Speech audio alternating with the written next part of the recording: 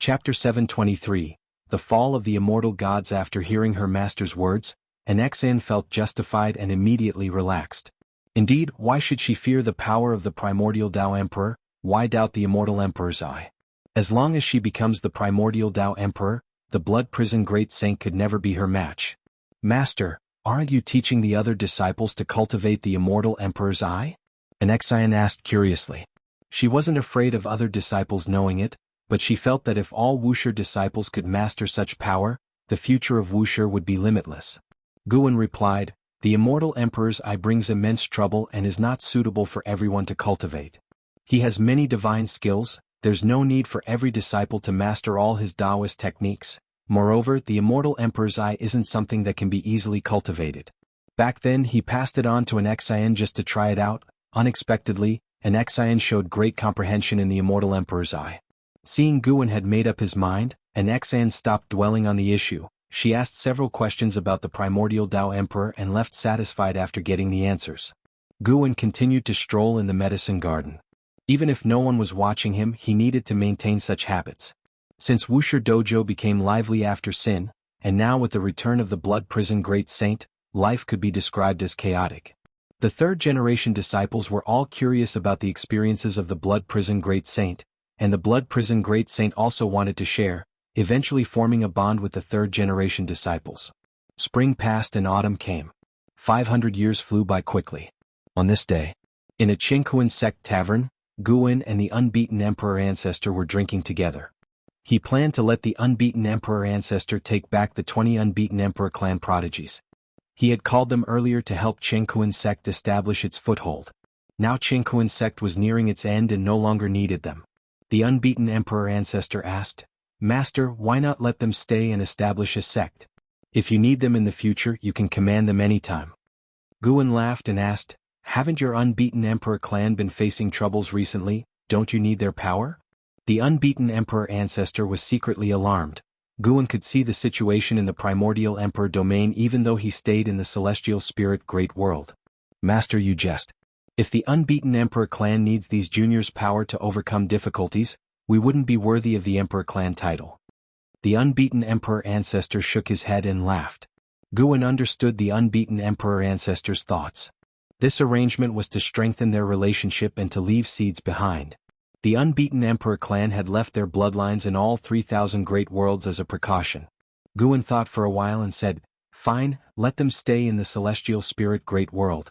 They can develop their own sect, even compete for dominance, but if they commit evil and threaten the great world itself, I won't allow them to act recklessly.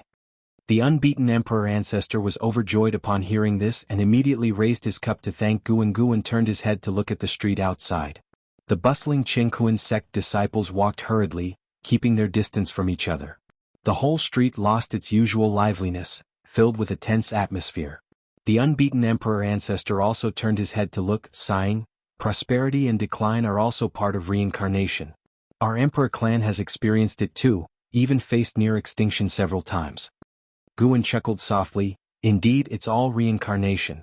When you come next time you won't see the current scenery. The unbeaten Emperor Ancestor thought deeply about Guan's words, feeling there was more to it. Then, Guan continued drinking with him, exchanging 3,000 great worlds intelligence. About the competition for the Son of Heaven, Guan had already informed the unbeaten Emperor Ancestor. The unbeaten Emperor Ancestor had been paying attention over the years. The primordial Emperor domain does not belong to the 3,000 great worlds, often immortal gods descend into the domain, and the unbeaten Emperor Ancestor learned through his connections that there was indeed a competition for the Son of Heaven. Who these two Sons of Heaven were could not be determined for now, but the unbeaten Emperor clan knew which planes and sects were involved. Even if it was an intricate conspiracy, destined to be wiped out by Zhangtian, some still chose to enter the fray. Guan patiently listened, driven mainly by curiosity.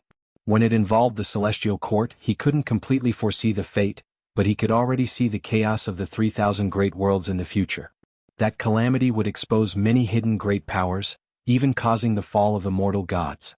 When he saw the scene of immortal gods falling, it meant he had the qualification to observe the cause and effect of the celestial court. As his cultivation level grew stronger, the mysterious veil of the celestial court would gradually be lifted in his eyes. The two talked for a long time until dusk, Then the unbeaten emperor ancestor bid farewell. He had to instruct those 20 juniors first. Guan leisurely walked towards the street. Walking along, he encountered someone, none other than Li Ya's sister Li Xuanyu. Since discovering Guan near Qingkuan sect, Li Xuanyu had stayed in the Qingkuan sect and was now considered part of its high echelon. Their meeting on the street was no coincidence. Guan had calculated she would walk this street. Li Xuanyu saw him without surprise. Their frequent encounters over the long years made her accustomed. Each time they met, Guan would provide her with some opportunities or guidance. After numerous encounters, she realized these coincidences were Guan's deliberate intentions. "Are you about to reveal Qingkuan sect's future to me?" Li Xuanyu asked curiously as she approached Guan. In recent centuries, the internal strife of Qingkuan sect escalated. Yuan Luo acted domineeringly, offending many people. Some rose while others fell. Upon confirming Yuan Luo's absence of connection to Wuxia, opponents began to unite. Li Xuanyu had already seen signs of internal turmoil, but with Wuxia nearby, she remained unafraid. Like the old days in the supreme sect, regardless of the storm, the supporting Dao sword venerable always emerged to fortify and settle the turmoil. Qingkuan sect is about to disperse. Are you planning to return to the Taizong dynasty or join the Wuxia sect? Of course, you can have other choices and prepare in advance. Guan spoke. He and Li Xuanyu had congenial conversations. Back then, when he wasn't strong enough, Li Xuanyu introduced him to managing cave mansions, providing him more lifespan channels. Perhaps these events had faded from Li Xuanyu's memory, but he remembered them. Throughout his journey, though lacking many enemies, few people actively helped him before he demonstrated his strength. Guan could see through the essence of the red dust, valuing those acts of kindness. Li Xuanyu asked, "Can I really join Wuxia?" She hesitated, feeling undeserving as she believed she couldn't help Guan much. Seeing her expression, Guan suddenly had an idea. What if he cultivated Li Xuanyu to be stronger than Li Ya? What would Li Ya's reaction be if he got defeated by his sister in combat? Sir the Fire. At website on Google to access chapters of novels early and in the highest quality. Guan found it interesting. Li Ya and Li Xuanyu were siblings, their sparring would not harm their relationship. Guan wanted to see Li Ya's frustrated and surprised expression.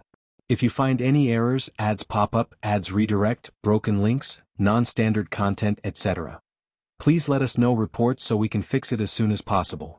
Chapter 724. Surpassing the Celestial God. Of course you can. You don't need to overthink it, but there's one thing you must understand. Once you join Wuxia, it's not easy to leave. To attain the Tao, you must endure long, monotonous years. Guan smiled at Li Xuanyu. If Li Xuanyu didn't want to join Wuxia, he wouldn't force her. Li Xuanyu nodded and said, "I understand. Following you will undoubtedly grant me power beyond all beings. If left unchecked, it could become a catastrophe for the human world. Freedom and power, one must choose between the two." Is that how you understand it? That's not entirely wrong. In truth, the reason Guan constrained his disciples was simply because they were too weak. Going out too early would likely bring troubles beyond their ability to resolve. He didn't want to always be the one cleaning up after them. You came to invite me personally, how could I refuse? Could you give me some time to handle matters within my sect? Li Xuanyu looked at Guan and spoke softly. People around them couldn't hear their conversation, nor did anyone look their way. This wasn't the first time Li Xuanyu noticed this. Each time it happened, she felt a sense of shock and incredulity. Guan had no objections. They exchanged a few more words before passing by each other. At the same time, on the other side of the human world in a mountain forest, there was a wooden house where Li Xianyu, who had grown up, was carving a wooden sword with a small knife. He wore white clothes, a black shoulder sleeve draped over his right shoulder, and his hair was tied behind his head with a grass rope. His defined features were filled with spirit. Clang. The door of the wooden house was pushed open. An elder in a green robe walked out, his face looking rather displeased. He didn't glance at Li Xianyu as he passed by, transforming into a white light that disappeared at the edge of the celestial vault. Li Xianyu didn't mind and continued carving the wooden sword in his hand. Li Ya, dressed in black, walked out from the house, stretching lazily in the sunlight. He sighed and said, "Disciple, why are there so many ambitious people in this world? The Tao court is a lesson from the past.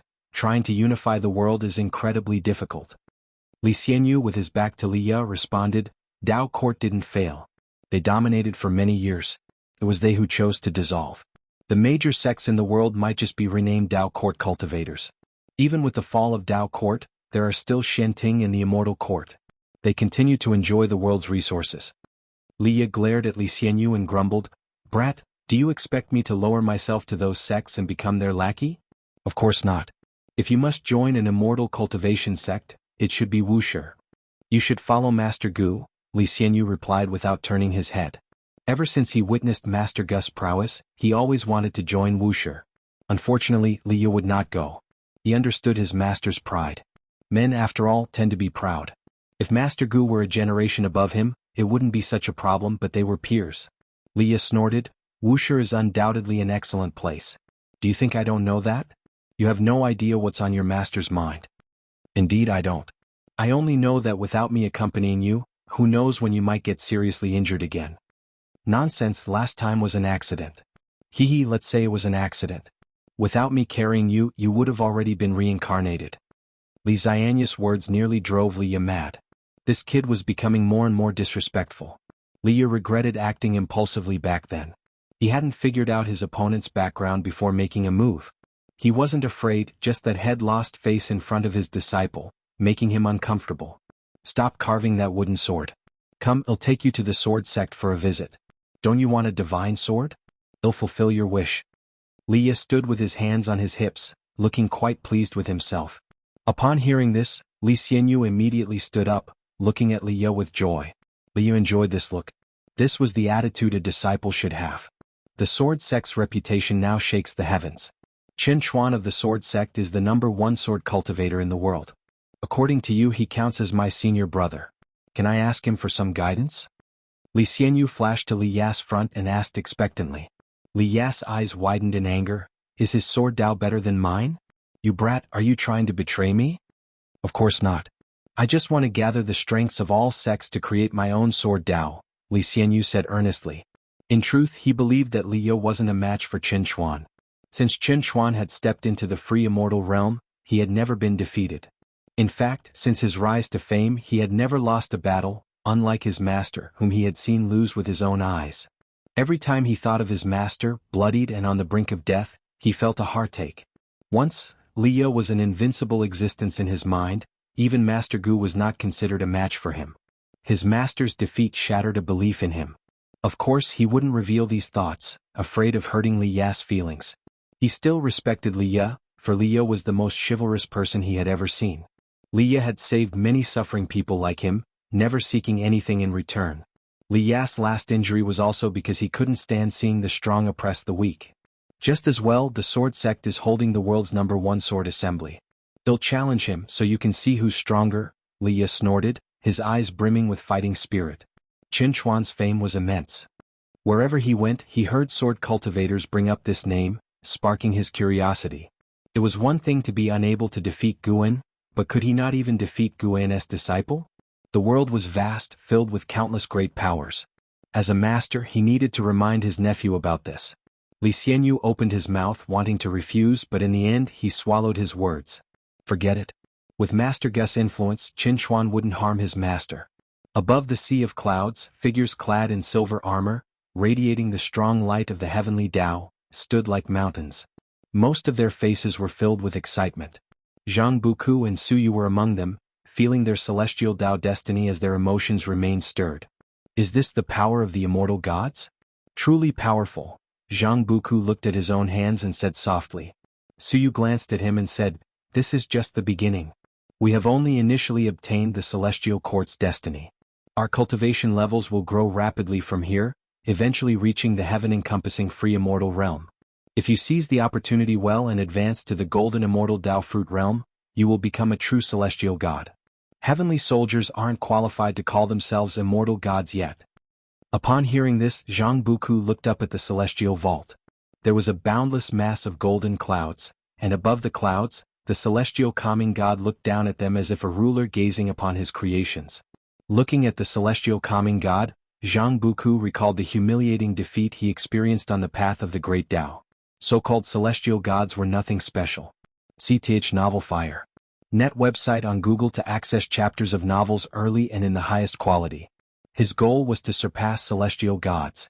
If you find any errors, ads pop up, ads redirect, broken links, non-standard content, etc., Please let us know reports so we can fix it as soon as possible. Chapter 725. The Battle of Wuxia Zhangbuku was still thinking about the future, and other heavenly soldiers were also yearning for it. They had endured the trials of reincarnation and finally saw the light at the end of the tunnel. Just as they were immersing in the powerful destiny brought by the heavenly Tao, the overwhelming pressure of the celestial calming god suddenly erupted, suppressing the 100,000 heavenly soldiers. All heavenly soldiers looked up, their smiles fading from their faces. You have endured countless hardships and finally become true heavenly soldiers. Now I will tell you a piece of good news. The celestial calming god's voice echoed above the sea of clouds, making all the heavenly soldiers tense. Good news? They didn't believe it. Instinctively, they thought there would be another trial. Some heavenly soldiers even showed signs of resentment. Why is the path to immortality so difficult? 2 sons of heaven will use the 3,000 great worlds as a chessboard to engage in a grand game. You will follow me to support one of the sons of heaven. The sun is the child of the celestial emperor. This game will involve many immortal gods. If the sun we support wins, you will all benefit, and some of you may even directly become celestial gods. This is a rare opportunity, one that I have never encountered. The celestial calming god's words reached the ears of the 100,000 heavenly soldiers, making them fantasize wildly, and some even began to whisper among themselves. A contest between the sons of heaven. It starts again, truly relentless, Suyu marveled. Zhang Buku glanced at him and asked in confusion, You even know about the contest between the sons of heaven? Suyu replied, I heard about it from a senior. The contest between the sons of heaven always uses the 3,000 great worlds as a chessboard because the 3,000 great worlds have no deep foundation. Zhangtian can easily restore them. Many sons of heaven, to prove they are more suitable to be the celestial emperor, will rally support and engage in a battle that attracts the attention of the celestial court. Zhang Buku asked in surprise, Can the position of celestial emperor be hereditary? In his view, the celestial emperor was the strongest among the immortal gods. How could the position of celestial emperor be passed down? Moreover, the reason human imperial power is passed down is because emperors die. But the celestial emperor is the most powerful immortal god, how could he die? Who knows? Maybe the celestial emperor is just toying with them. But there are always some sons of heaven who believe it, Suyu responded. Zhang Buku felt strange emotions. He felt as if Suyu was mocking the celestial emperor. Standing on the colorful clouds, the celestial calming god gave Suyu a deep look, then scanned the 100,000 heavenly soldiers and said, The 3,000 great worlds will be divided into 2, led by celestial gods. Before the grand contest begins, the strength of both camps will be equal, overseen by high-ranking immortal gods. This is a rare fairness. You all have a 50% chance of winning, the rest depends on your efforts. His voice was like heavenly thunder, deafening. A heavenly soldier couldn't help but ask, If we lose, what will happen to us? Sar the Nelfer. Net website on Google to access chapters of novels early and in the highest quality. With this question, many heavenly soldiers immediately echoed, questioning the celestial calming god. Having finally become heavenly soldiers, they had to face another trial. Who could bear it? If we lose, I will be punished along with you. Don't worry, your celestial court destiny won't dissipate, you just need to make amends. With the destiny of the celestial court, you all are immortal and indestructible beings. The celestial calming god's answer calmed the heavenly soldiers' unease. Zhang Buku noticed that Suyu seemed to be mocking the celestial calming god. Could heavenly soldiers die too? Zhang Buku was deeply worried. He wasn't afraid for his own safety but was concerned about the calamity that could cause even heavenly soldiers to fall. How terrifying would that be for all living beings in the great thousand worlds? He was still concerned about the celestial spirit great world and those old acquaintances. Before this grand contest begins, I will personally preach to you so you can quickly improve your cultivation level. Strive to reach the heaven-encompassing free immortal realm before the grand contest. The celestial calming god's voice echoed again, and this statement excited the heavenly soldiers. In any case, being able to quickly improve their cultivation level was an immediate benefit. Time flew like an arrow. 300 years passed swiftly, and the Qingkuan sect eventually erupted into internal strife, causing the 9 spirit continents people to suffer. Guan dispatched an Xian to expel all cultivators of the Qingkuan sect. In the courtyard, Guan was planting medicinal herbs. Li Xuanyu followed behind him, curiously asking, Can an Xian alone drive out the Qingkuan sect? The current Qingkuan sect is not simple. Not only Li Xuanyu, but Yi Qingshan and 4 others had also moved into the Taoist field of the beginningless, each establishing their cave mansions. Once they arrived at the Taoist field of the beginningless, Li Xuanyu and Yi Qingshan were all surprised. They didn't expect that the Taoist field of the beginningless harbored so many powerful figures and talents. Not to mention the strength of Blood Prison Great Saint Lv Xian, the celestial demon child, and others. The talent of the third-generation disciples was visible to the naked eye. Even in the Chengkuan sect they would stand out. Before Guan could answer, a dazzling golden light suddenly appeared on the horizon, like a celestial curtain, attracting Li Xuanyu's attention. Her expression changed slightly. She sensed Enzin's presence and an extremely domineering power. Her abilities are indeed not enough, but she has a Tao treasure refined by me. Guan casually replied. Tomorrow he could expand the Taoist field, extending its range to cover the entire Nine-Spirit continent. In the future, the people of the Nine-Spirit continent would also benefit. With the rich spiritual energy and Tao intent within the Taoist field, even those who don't cultivate would become stronger over time. Tao treasure? Li Xuanyu's heart was filled with curiosity. She had heard of Tao treasures. Many years ago, the disciples of Wuxia had emerged and saved all living beings. The power of the Tao treasures became renowned throughout the world. But could an Xian alone expel the entire Chengkuan sect with just one Tao treasure? Suddenly, she felt an extremely terrifying and chilling aura, as if it would pierce through the celestial vault. She recalled Yuan Luo's face in her mind. She could confirm that this powerful aura came from Yuan Luo, though she didn't expect Yuan Luo to be this powerful. Ancestor. A female voice came and Shangguan Xiener quickly ran over. Guan immediately said to Li Xuanyu, Senior Sister Li, you don't need to worry. Go back and cultivate. Li Xuanyu didn't think much, bowed and left immediately. Shangguan Xiener came before Guan, mysteriously pulling out a book and said, Ancestor, this is my painstaking work, it will definitely surprise you. Guan glared at her, took the book from her hand and sternly said, Can't you focus on your cultivation? Shangguan Xiener giggled, I am cultivating diligently. Just take a look first. He'll look at it later. Guan stuffed the book into his robe and continued planting. Shangguan Xiener's eyes rolled and she sidled up to Guan saying, Ancestor, if you are satisfied with it, could you teach me a divine skill? I also want to compete for the rankings of the third-generation disciples. Within Wuxia there was always competition from the second-generation disciples to the third. Every 1,000 years a comparison was made and currently, Enzizai was still the strongest among the third-generation disciples, while Shangguan Xiener was ranked among the last 3. Why the sudden desire to cultivate divine skills? Guan didn't immediately agree but asked instead. Shangguan Xiener pouted, Aren't I listening to your advice to cultivate diligently? Guan smiled and said, You want to go out and establish a sect? Shangguan Xiener hurriedly explained, Ancestor, I'm not going out immediately but in the future. I still want to serve you for thousands of years. If you find any errors, ads pop up, ads redirect, broken links, non-standard content, etc. Please let us know reports so we can fix it as soon as possible. Chapter 726. World Gate of 10,000 Realms. Twilight approached. After an XN returned, Guan ceased instructing Shangguan Xiener in her divine skills and sent her away. Guan and an XN stood shoulder to shoulder at the edge of the cliff, gazing into the distance. An XN softly said, Master, that Yuan Luo will probably become a great calamity for the world. Although I expelled him, I could feel his strength and hatred. He harbors an endless supply of terrifying power within him. What do you wish your master to do, kill him? Guan retorted. Guan had witnessed the battle between Yuan Luo and an Xan. If not for Yuan Luo borrowing the origin power, he would have been no match for an Xan. Defeated this time, Yuan Luo would be deeply agitated and continuously awaken the origin consciousness until he became a true Chaos Grudge Luo.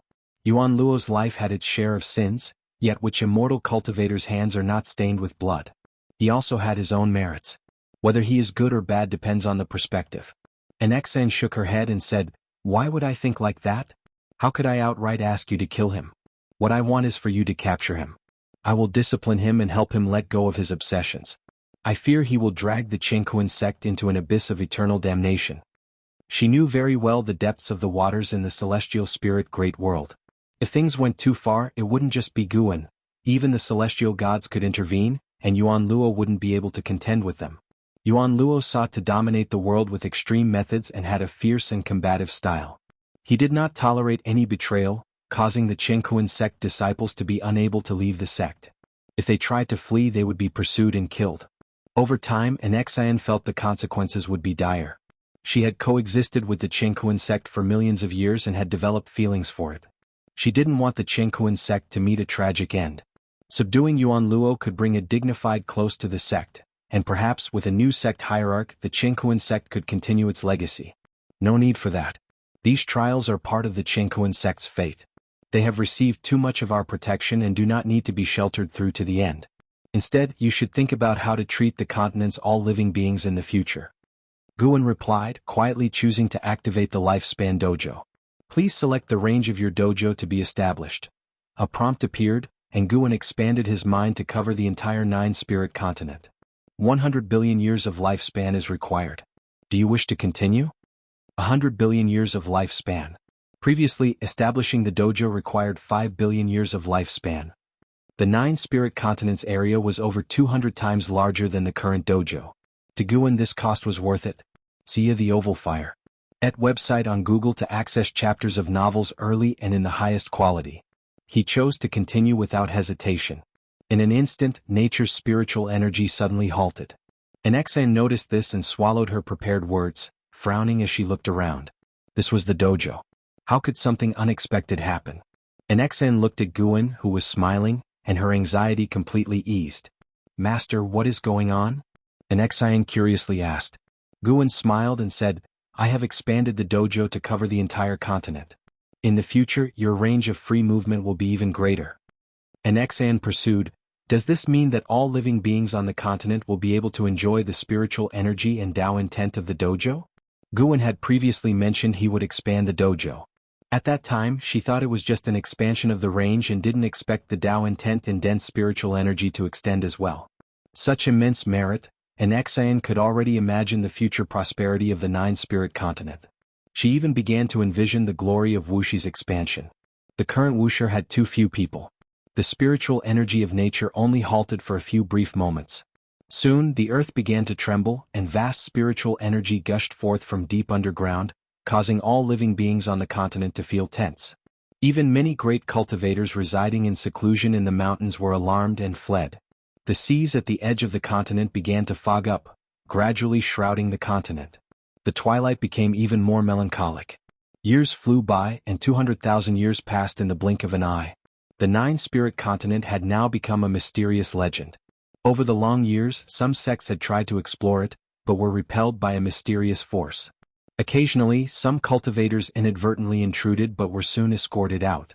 These experiences, however, became unforgettable for them and birthed numerous legends about the Wuxia continent, symbolizing hope and representing a paradise, even suggesting the meaning of an immortal land. Crossing the vast fog over the ocean and entering the nine-spirit continent, the magnificent landscape of mountains and rivers unfolded like a painting, with demon birds soaring in the sky. Everywhere one looked, cultivators could be seen flying. Majestic and bustling cities were scattered across the continent, each region forming its own world. Yet, the original area of the Taoist field of the beginningless remained a forbidden ground where other beings were not permitted to trespass. In the courtyard, Guan stood in front of the artifact refining cauldron, manipulating the Taiching True Fire. Shenzhen sat nearby, practicing her skills, while Xian stood behind Guan, reporting the current situation. The number of living beings is increasing. At this rate, trouble will eventually arise. We can't simply expel some of them as they are all related. Xian spoke softly, frowning slightly. The human world must not be without a ruler. The Emperor of the Nine-Spirit Continent would offer tribute to the beginningless. Currently, the third-generation disciple Nzazai was responsible for liaising with imperial authority. Nzazai's cave mansion was established in the imperial city to serve as a warning to the imperial power. Thus, despite the passing of 200,000 years, the nine-spirit continent had not fallen into chaos. Guan replied, no need to worry. In a few days I will establish the World Gate, allowing them to freely travel and explore. Their life and death will be their own responsibility. The World Gate? Can it connect to the myriad worlds? Xian asked curiously. Yes, it is a Tao treasure. I will use destiny as the screening criterion to prevent external beings from infiltrating through this gate. Guan's lips curved upward. The World Gate was his proudest creation in recent years. It could connect to the 3,000 great worlds and even some special realms. It was also a formidable Dao treasure, almost impossible for even a Dao Extreme Daluo immortal to destroy. Master, aren't you afraid of exposing the beginningless? An Xian asked with a smile. Since when has your master ever feared? Guan responded with a hard tone. Now he indeed had some confidence. Moreover, the beginningless had no intention or capability of overthrowing the celestial court. What was there to fear? The master and disciple chatted for a while, then an Xian went to summon the third-generation disciples to give a lecture. Having become the primordial Dao Emperor and as the second-generation disciple, she always kept a close watch on the cultivation progress of the third-generation disciples. She hoped that every disciple would possess great strength and not disgrace the Wuxia or their master. After an Xian left, Shenzhen opened her eyes and looked at Guan. Although I have not yet reached the level of primordial Dao Emperor, I am seeing more and more of the scenes regarding that disaster. She was referring to the great contention for the Son of Heaven, which was no secret within the Wuxia. Oh, what scenes have you seen this time? Guan casually asked. He could also see the cause and effect of the great contention for the Son of Heaven, with the figures of numerous immortal gods already appearing in his vision. Zhang Buku, Tianhao, and Zhu Shi would all be involved, seizing the opportunity to rise during this catastrophe. If you find any errors, ads pop up, ads redirect, broken links, non-standard content, etc., please let us know reports so we can fix it as soon as possible. Chapter 727. The True Immortal. I saw an immensely large black hole appear above the void of the great Tao, from which many evil demons surged out, flying toward the 3,000 great worlds. They looked incredibly terrifying beyond description, and even in my dream, I felt a sense of despair and suffocation. Shenzhen frowned, recounting the feelings from his previous dream. Guan was not surprised, for he had witnessed the same scene. Those demons, like Chaos Grudge Luo, originated from the outer heaven chaos. As for why they descended upon the 3,000 great worlds, Guan had not seen it for now, but he could confirm it was related to the heavenly court, because he saw a thick celestial Dao destiny in that black hole. Shenzhen continued to speak while Guan was refining treasures, listening intently and occasionally responding. An hour later, Guan left the courtyard alone, walking down the mountain path, admiring the scenery along the way and looking toward outer heaven. The misty immortal court was preparing to intervene in the struggle for the position of Son of Heaven, seeing it as a rare opportunity, prompting Tianhao to prepare for battle early.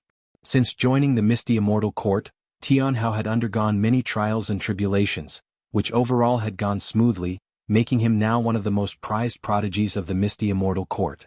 His identity as the reincarnation of the Son of Heaven had not yet been exposed.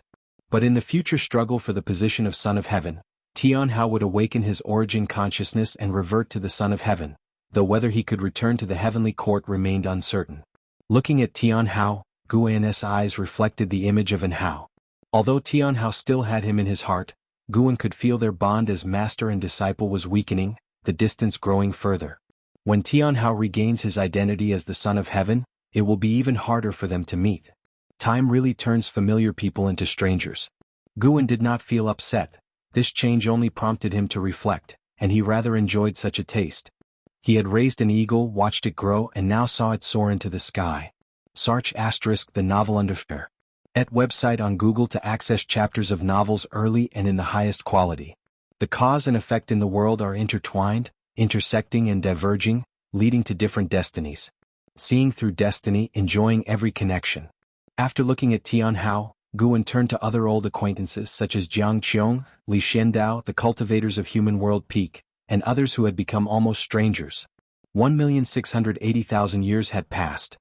Of the old friends from back then, less than 1/10 had survived, but those who lived to this day had become individuals of great power, commanding respect. Looking at them, Guan reminisced about the past. With higher cultivation, Guan could see more causes and effects, equating to possessing many memories. Past memories constantly compressed, although never forgotten, they were easily overlooked in daily life. He did not want to forget his path. Ever since breaking through to Shen-Qi Primordial Immortal, Guan could feel his state of mind changing. His immense power caused him to gradually become indifferent to many things. The distinction between immortals and mortals was real. Just as mortals cannot empathize with plants and trees, this arose from a fundamental difference. Guan finally understood why heavenly court immortals were so indifferent towards all living beings. Immortal and indestructible, Their absolute power allowed them to witness any transformation in the world.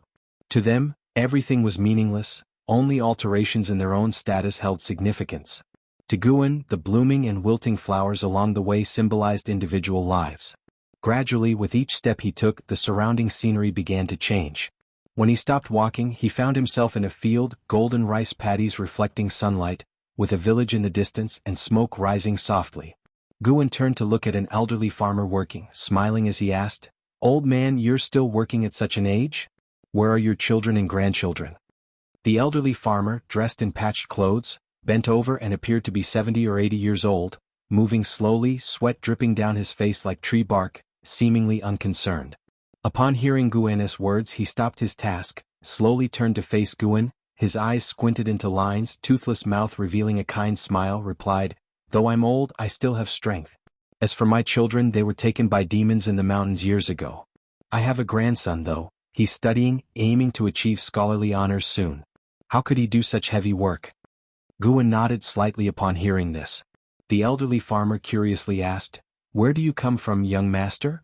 Having lived for so many years, he had never seen someone as finely dressed as Guan, with such outstanding temperament, resembling an immortal. Of course, even if he were a true immortal, the farmer would not be excited.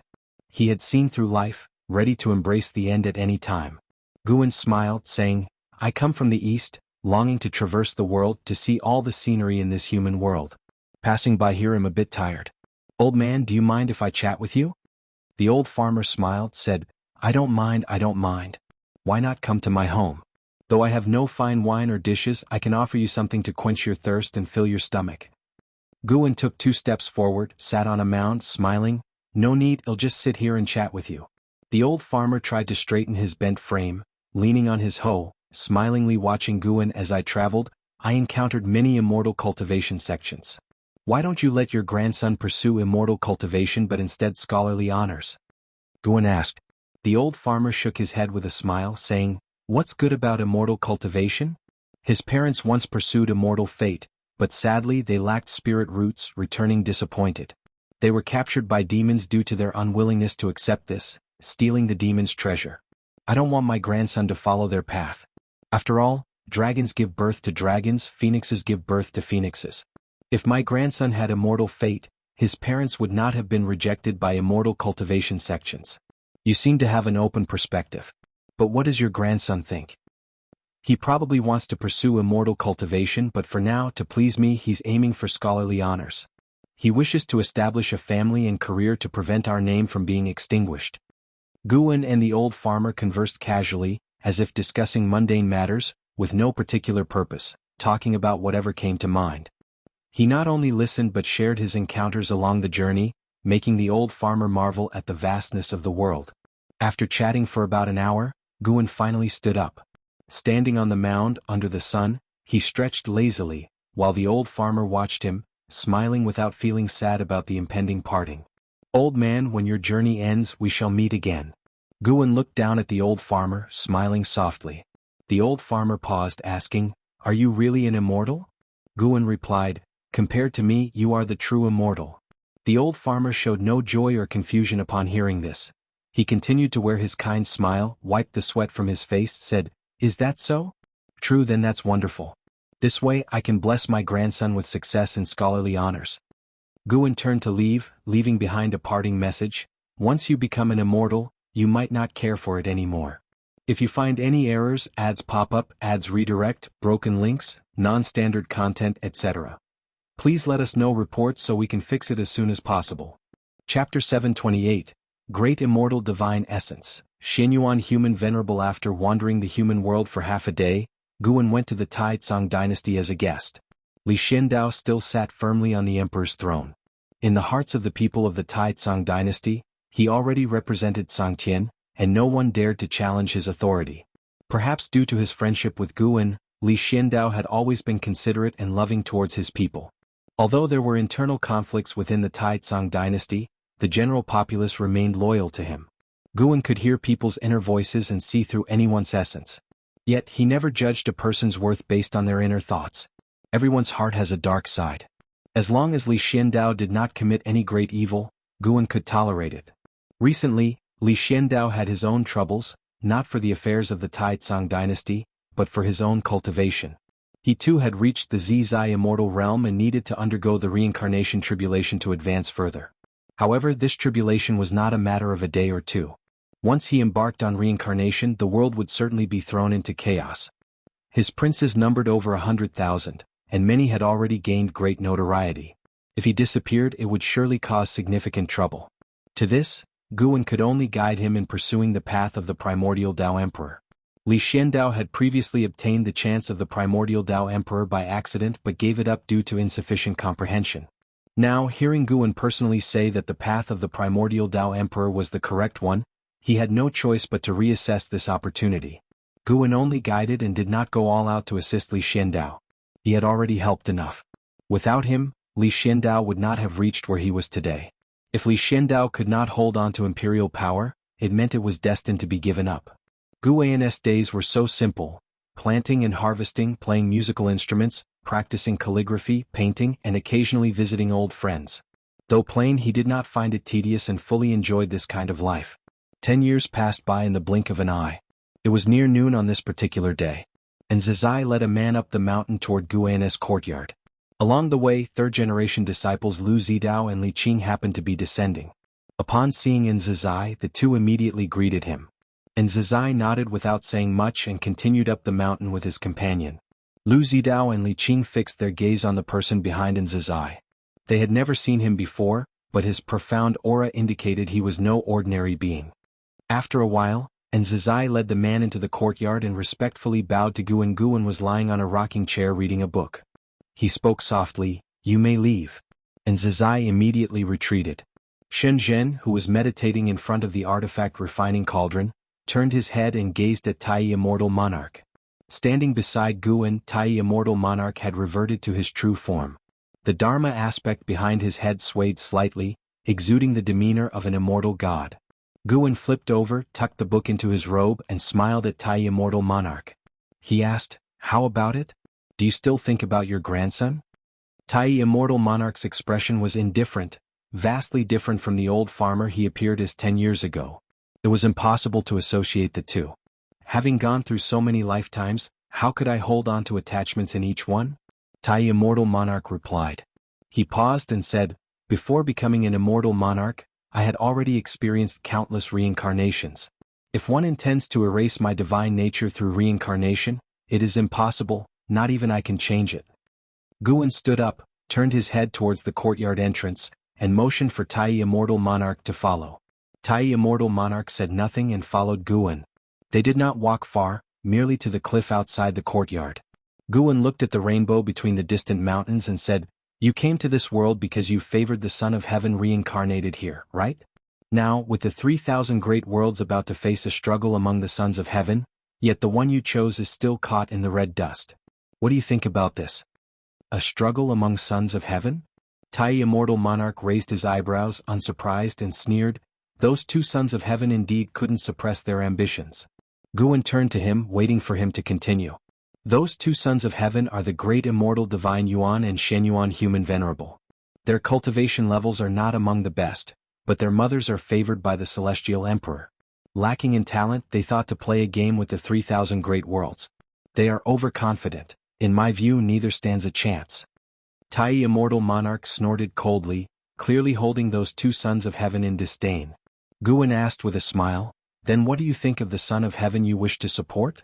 Does he have hope of becoming the celestial emperor?" Tai Immortal Monarch responded, "No Son of Heaven can become the celestial emperor. The reason I chose him is that I believe he will eventually return to the celestial court and be favored by his majesty. Eventually he will become the war god of the celestial court. This is my opportunity. If that's the case, then stay in this world. I will pave the way for you in the future." As he spoke, Guan took off a string of wooden tokens from his waist, the transformed forms of the 72 immortals of Jin Dong, and tossed them to Tai Immortal Monarch. Tai Immortal Monarch looked at Guan with deep meaning in his eyes and cautiously asked, "Do you intend to enter the celestial court, or do you have other plans?" Guan was extremely powerful and of mysterious origins, so he had to be cautious. Even if he offended Guan, he could rely on the celestial court's destiny to remain immortal, but if Guan intended to oppose the celestial court, it would cost him his life. Immortal gods might compete for their own interests, but when it came to the safety of the celestial court, they would all stand united. This was one of the functions of the celestial Tao destiny. Rest assured, I have no intention of opposing the celestial court. Tian Hao and I merely have a coincidental connection. During your reincarnation, his immortal god mentor, Eternal Life Venerable, came and offered me a chance to ascend to immortality, which I gave to another of my disciples. Of course you can leave now if you wish. It's entirely up to you. Guan said with a smile. With Yang Jian's ascension to immortality, his conflict with the celestial court was less significant. Once Tai Immortal Monarch returned and understood the situation, he would probably not dare to oppose him further. Of course, his confidence also came from his own cultivation level. Though he couldn't say he was invincible, there weren't many in the celestial court who were stronger than him. Tai Immortal Monarch smiled bitterly upon hearing this.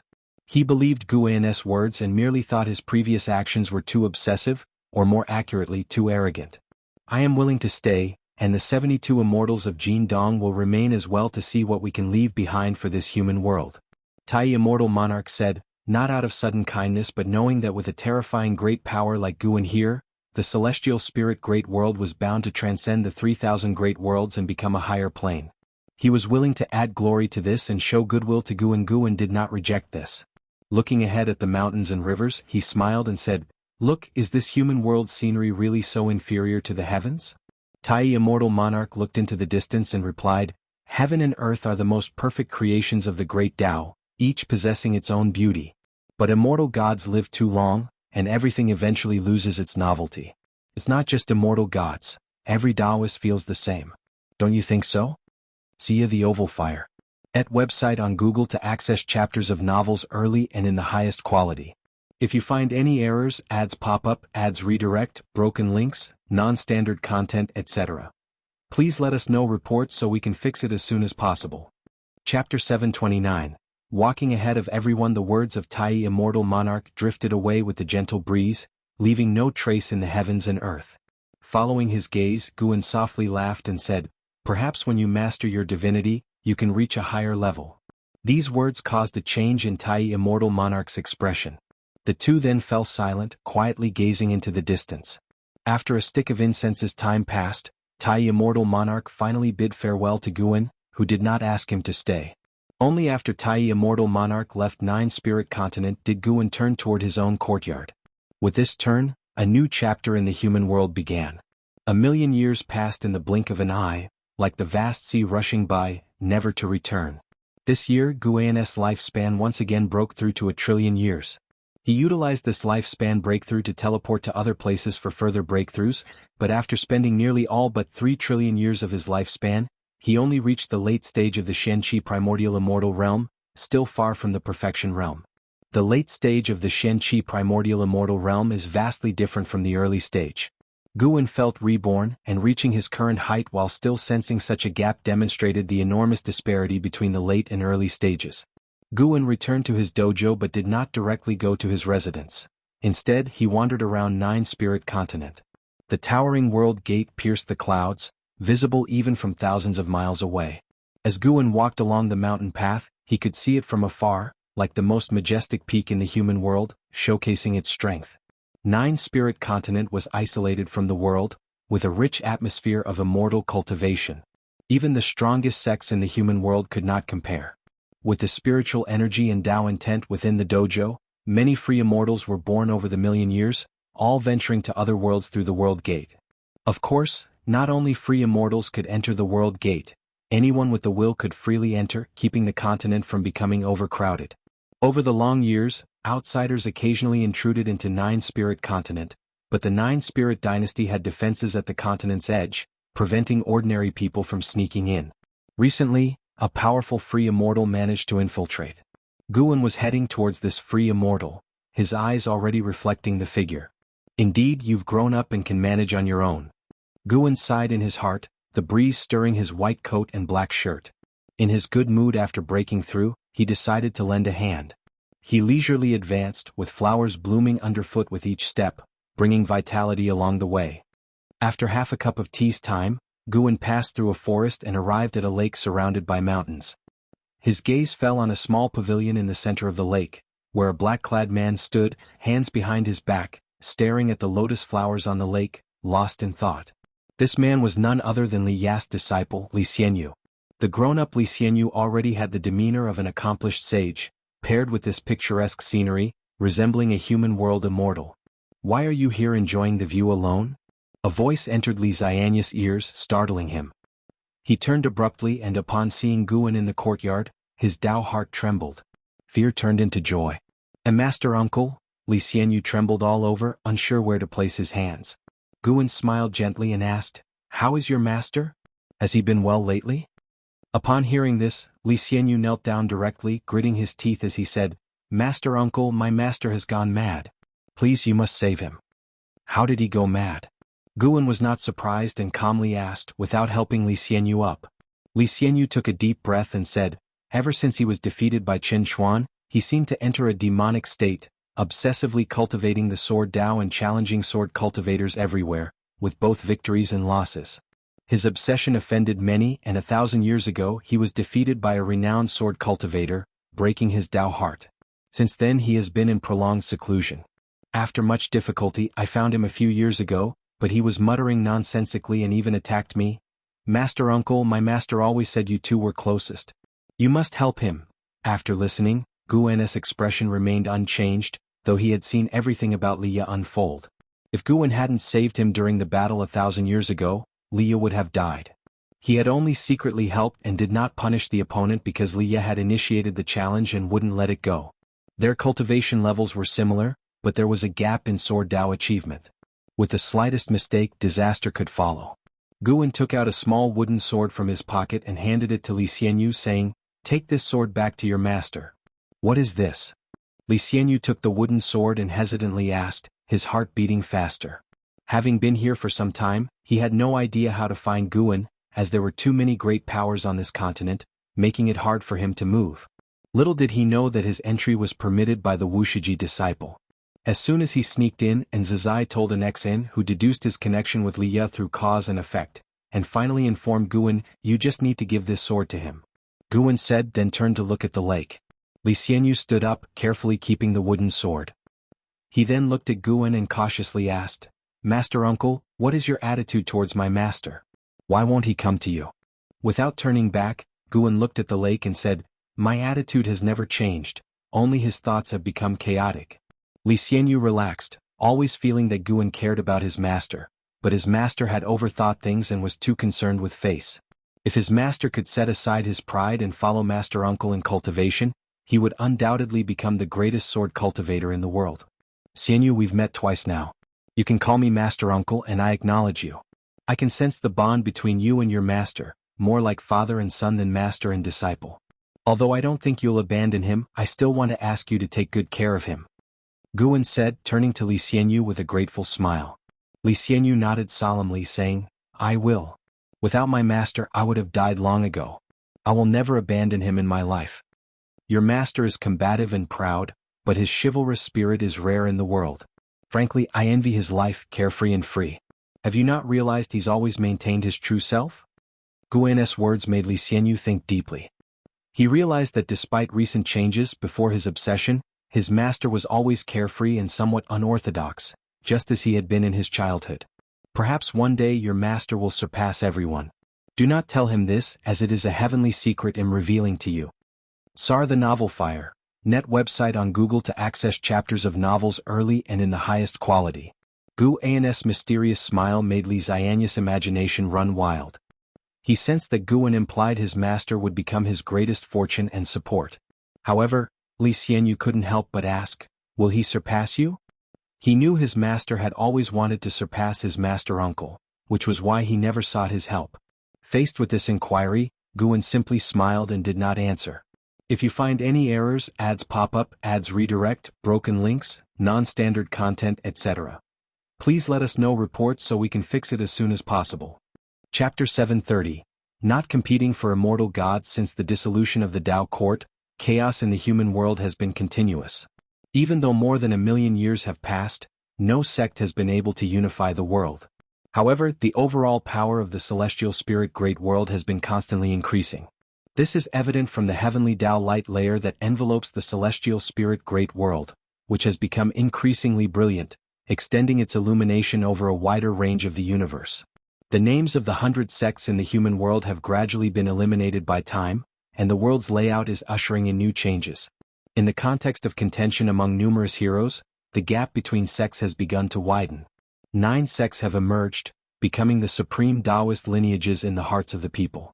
In the years that followed, Tai Immortal Monarch and the 72 Immortals of Jin Dong widely dispersed immortal fates in the human world, promoting the development of immortal cultivation techniques. Meanwhile, in the 3,000 great worlds of outer heaven, traces of immortal gods have started to appear, and the prelude to the struggle for the Son of Heaven is brewing. Taiwei Great World. In a bright and grand palace, Zhu Shi, dressed in majestic golden robes, sat in the principal seat. Her hair was coiled high, bound beneath a holy crown, her expression severe, with an oppressive aura of indifference to all living beings emanating from her brow. Many cultivators stood in the hall, all wearing the same large robes, each with a dignified and martial bearing. An elderly white-haired cultivator stepped forward, cupped his hands in salute to Zhu Shi and said, "Your Majesty, although the words of that immortal god cannot be fully trusted, we must still exercise caution. If such a catastrophe truly befalls the 3,000 great worlds, our holy court must prepare in advance." Upon these words, the others in the hall voiced their agreement one after another. Since the mysterious supreme entity obliterated the divine court, Zhu Shi seized the opportunity to establish the holy court. Although it has gone through many tribulations, the holy court has now finally managed to barely grasp the Taiwei Great World and can be called the master of Taiwei Great World. Not long ago, a star monarch descended, claiming to come from the celestial court, seeking heavenly secrets, and then divulged the struggle for the Son of Heaven. This matter greatly shocked the nobility of the holy court. Zhu Shi sent them back to digest it individually, and only after a few days did they begin to discuss it. Now, most holy officials believe that this matter cannot be taken lightly, and one must be sent to outer heaven to investigate if other great thousand worlds have received the news. Concurrently, they must quickly control the Taiwei Great World. The Taiwei Great World is indeed too deep. Even though Zhu Shi has already united many world clans, there are still many forces in the Taiwei Great World that make the holy court wary. As Zhu Shi listened to the minister's discussions, her face remained expressionless, but she felt a headache and helplessness. After finally stabilizing the situation, an even greater calamity emerged. As for whether the struggle for the Son of Heaven was real, she saw the threat of the celestial court. The cultivation level of that star monarch was unfathomable. Even if what he said was false, the holy court would still have to face him. Even though the current holy court controlled most of the world, she truly lacked confidence in facing the star monarch. But she knew that she must make a decision and take action. The struggle for the Son of Heaven indeed cannot be ignored, but the great plans for the world also must be executed on the path. Zhu Shi spoke slowly. As she spoke, everyone fell silent, waiting for her orders. She began to issue orders one by one, mobilizing the overall strength of the holy court. The holy officials in the hall took their orders successively. As one sacred decree after another was issued, a chilling atmosphere spread over the grand hall. See the novel, Fire. At website on Google to access chapters of novels early and in the highest quality. After a long time, all the holy officials left, and Zhu Shi stood up, disappearing into thin air within the grand hall. The next second, she appeared in a bamboo forest and stepped toward the depths of the bamboo forest. As she proceeded, a pavilion surrounded by cyan bamboo appeared in front of her. In front of the pavilion, there was a small courtyard planted with various flowers and plants. Before she got close, a fragrant scent penetrated Zhu Zai's nose. She walked straight into the courtyard and stopped in front of the main door, saying, "Senior, I have a matter for which I must seek your help. Does it concern the celestial court?" An ancient voice came from within the pavilion, causing Zhu Shi to raise her eyebrows, as a strange light flickered in her eyes. "That's right, Senior anticipated it?" Zhu Shi asked curiously. When that Han Sha immortal monarch descended to the mortal world before, he mentioned the struggle for the Son of Heaven. He was acting on behalf of a certain Son of Heaven, having the divine court collect living beings to refine a demon god body. The demon god body possesses power comparable to an immortal god, and it is an important piece for that Son of Heaven. The ancient voice sounded again with no trace of emotion in its tone. Zhu Shi had already speculated about this. That immortal god making the divine court capture so many mortal spirits was clearly preparing for something major. Now, the news of the struggle for the Son of Heaven had come, and it was evidently related. The struggle for the Son of Heaven is unstoppable. It is both a crisis and an opportunity. I know why you have come. Since the struggle for the Son of Heaven is about to begin, I will support you. But you need to promise me one thing. Upon hearing this, Zhu Shi immediately asked, "What is it?" The senior in the pavilion was no ordinary person. He was once the master of the divine court and had lived for an untold number of years. Disapproving of the divine court and immortal god's actions, he left the divine court. Meeting him was a stroke of fate for Zhu Shi. Although the senior had never really helped her directly, he had provided much intelligence, which allowed her to avoid many troubles. If the Son of Heaven you support wins, you cannot compete for the title of immortal god. The ancient voice said slowly. Zhu Shi felt puzzled and asked, "If we do not compete for the title of immortal god, why should we support the Son of Heaven? Do you have any other options?" Zhu Shi fell silent. The Star Monarch personally came. She and the Holy Court probably had no choice but to comply. "I have never experienced the struggle for the Son of Heaven, but I once saw some records in a certain ruin on the path of the Great Tao. The struggle for the Son of Heaven has no true winner, especially for all living beings. Getting too close to immortal gods during such a catastrophe is not a good thing. I do not want the future master of heaven and earth to lead Taiwei to its doom. You should remember the war 1,000,000 years ago. The divine court, as powerful as it was, could not stand against a single individual, just as the Great Tao itself. The 3,000 great worlds seem vast and boundless, but in the eyes of the immortal gods, they might be of little significance." The words of the ancient voice made Zhu Zai's face turn grim. She had long felt the arrogance of the immortal gods. The other's words made her sense a great crisis. Upon confirming that the struggle for the Son of Heaven was real, she had also developed an ambition to become an immortal god. If she felt this way, what of others? Once the struggle for the Son of Heaven begins, and the immortal gods promise ascension, her control over the holy court would be difficult to maintain. Zhu Shi stood before the door, contemplating for a long time. She took a deep breath and said, "Senior, I promise you." Clang. The door opened and a token flew toward Zhu Shi. It was a green jade token, emitting a golden light, rotating autonomously. "Take this token to the ancient god Xingzhou and meet that supreme. He will know what to do." Upon hearing this, Zhu Zai's face showed joy. She knew what the supreme of ancient god Xingzhou represented. Not only was the supreme's divine skills vast, but his disciples were also innumerable and widespread throughout the world. With his support, the Holy Court would undoubtedly be able to completely control the Taiwei Great World. "Thank you, Senior. If you find any errors, ads pop up, ads redirect, broken links, non-standard content, etc., please let us know reports so we can fix it as soon as possible." Chapter 731. The Celestial Emperor's only mount. Time flies like an arrow. 500,000 years have passed since Li Xianyu left. Within the Taoist field of the beginningless, Guan sat by the lake painting. What he painted was a landscape, but his thoughts drifted outside of the nine-spirit continent. Liya had shown extraordinary comprehension in the ways of the primordial Tao Emperor, achieving such a level in just 500,000 years. During this period he hadn't sparred with others, instead immersing himself in his cultivation. Even though he remained low-key, his disciple Li Xianyu on the other hand stirred up trouble.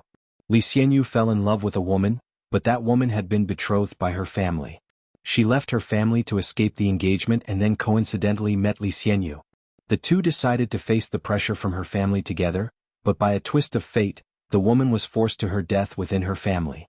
Now, not only did her family want to kill Li Xianyu, but also the family that she had been betrothed to sought his death to avenge their honor. Both families were ancient and formidable, each boasting ancestors at the Taoist collection Freedom Immortal Realm. Guan watched silently. He wasn't worried about Li Xianyu getting into trouble because Liya would intervene. The upcoming battle for his disciples' rescue would see Liya exhibit a sword Tao that would shock the world, establishing him as the foremost sword cultivator in the world. In the future he would also become the preeminent great cultivator known to the world in the celestial spirit great world. Liya would glorify the primordial Tao Emperor, making it a target for future cultivators to aspire to.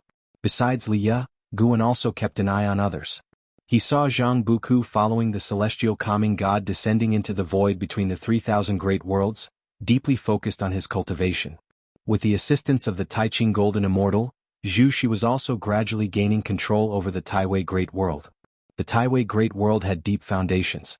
With Zhu Zai's power, he originally couldn't have become the master of heaven and earth, but because the Tai Ching annihilated the divine court, causing those great cultivators to have reservations, fearing taking's return to create more trouble, they wanted to use the holy court as a shield, providing Zhu Shi the opportunity. When the struggle for the Son of Heaven began, these ancient powers would launch an offensive against the holy court to regain old powers. Of course, that was future talk. For now, Zhu Shi could remain the world's master for a long period.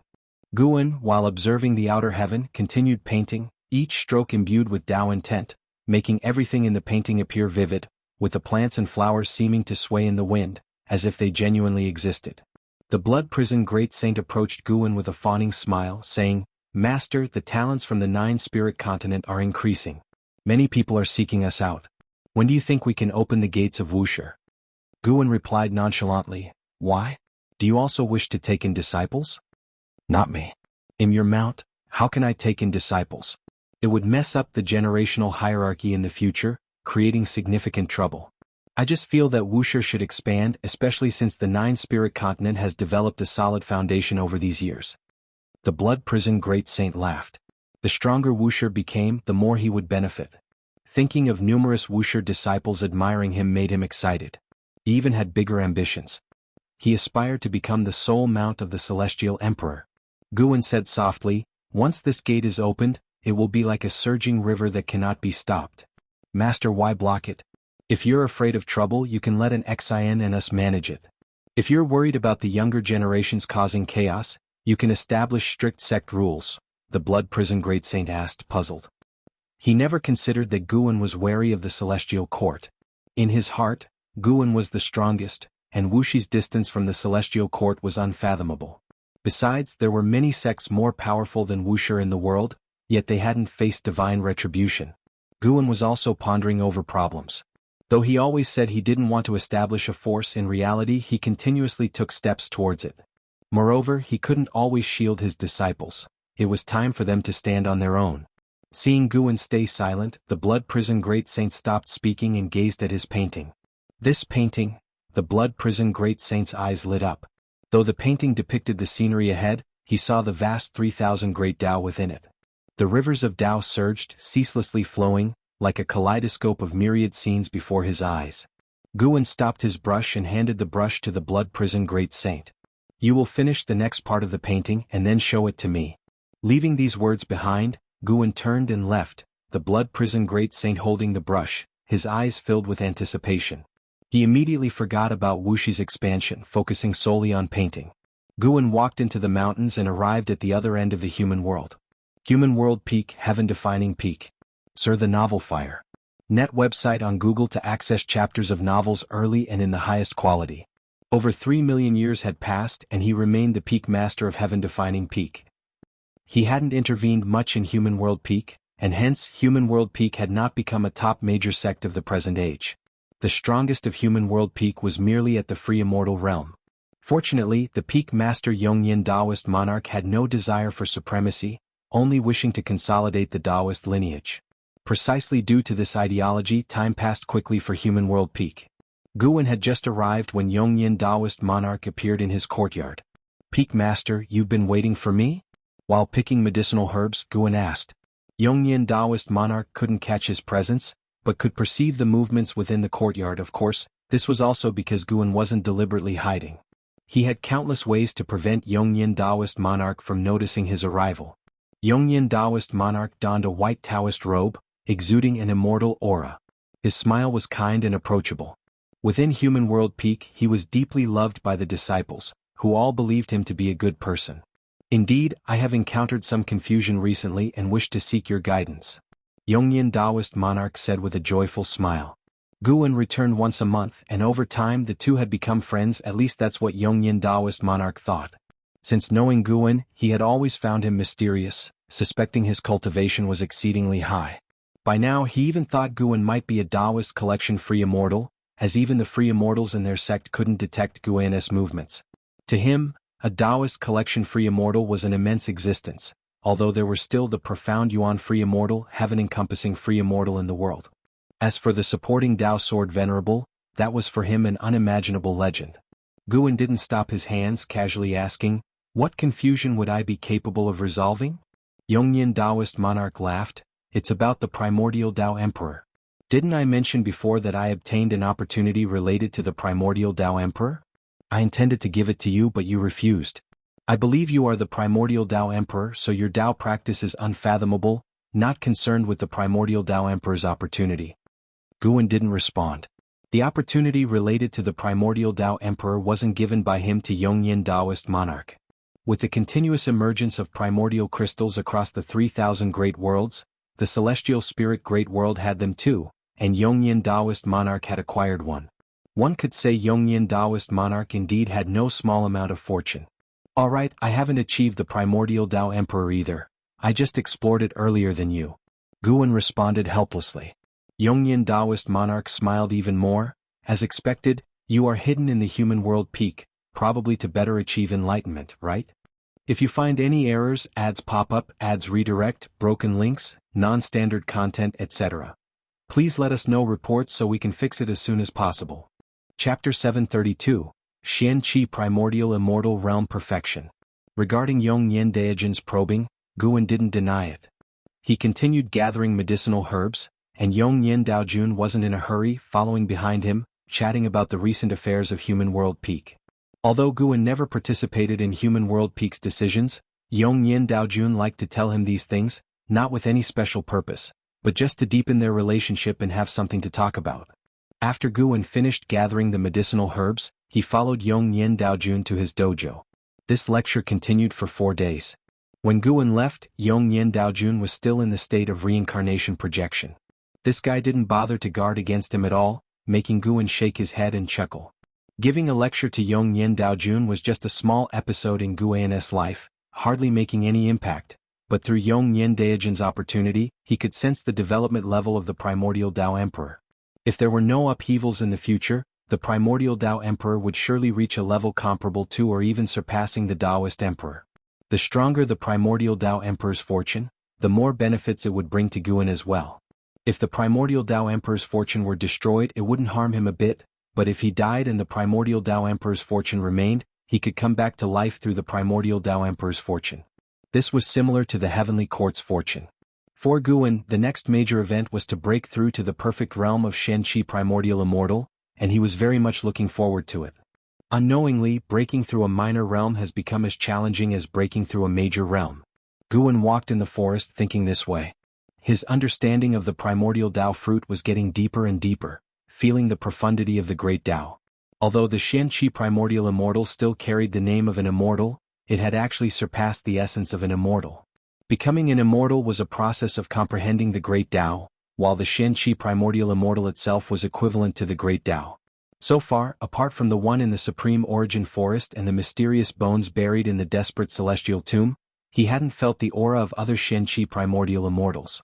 Perhaps the Xian Qi Primordial Immortals had already merged with the great Tao, omnipresent and hard to trace. Guan pondered while walking forward. Since Liya became the primordial Tao Emperor and made a name for himself, 3 more primordial Tao Emperors had appeared in the celestial spirit great world, not counting the Wuxia disciples. The emergence of the primordial Tao Emperors completely changed the structure of the human world, with the 9 major sects all starting to pursue them, and traveling beyond the outer heaven became the new pursuit of the immortal cultivators of the new era.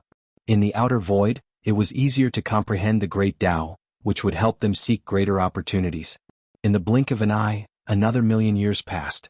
Among the second-generation disciples of the Taoist field of the beginningless, an Xian blood prison great saint Tianhong Emperor, celestial demon child, and Lvcn had all successively reached the level of Taoist Zhongzhi immortal, with the weakest at the Zizai immortal realm.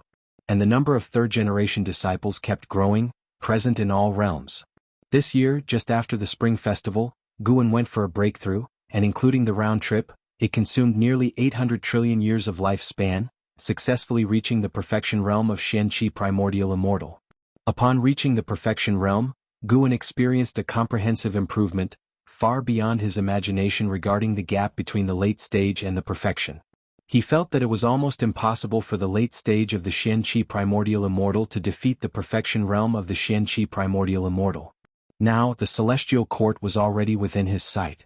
Although the celestial court's fortune still concealed many areas inside, the celestial court no longer appeared mysterious to him. The number of heavenly court immortals was indeed terrifying, and the presence in various realms far exceeded his expectations. Not to mention the Xian-Qi primordial immortals, the heavenly court had over 100 Dao extreme Daluo immortals, and the number of Miaojin Daluo immortals surpassed 10,000, which was simply absurd. There was a palace that made him feel uneasy, and his instincts told him that approaching it would result in something extremely dreadful. The plaque of the palace bore 4 large characters. Palace of the Pole Star. The treasure hall of the Celestial Emperor. Seeing this treasure hall, Guan knew that he had no correlation with the Celestial Emperor. Feeling the aura of the highest absolute, he could clearly perceive that the other party was his reincarnation body, everything visible to the True One's eyes. From the feelings the Palace of the Pole Star gave him, he knew he not only had no relation with the Celestial Emperor, but it was also impossible for his reincarnation body to become the Son of Heaven. The strength of the Celestial Emperor was exceedingly terrifying, and just the remnants of his aura could isolate all cause and effect.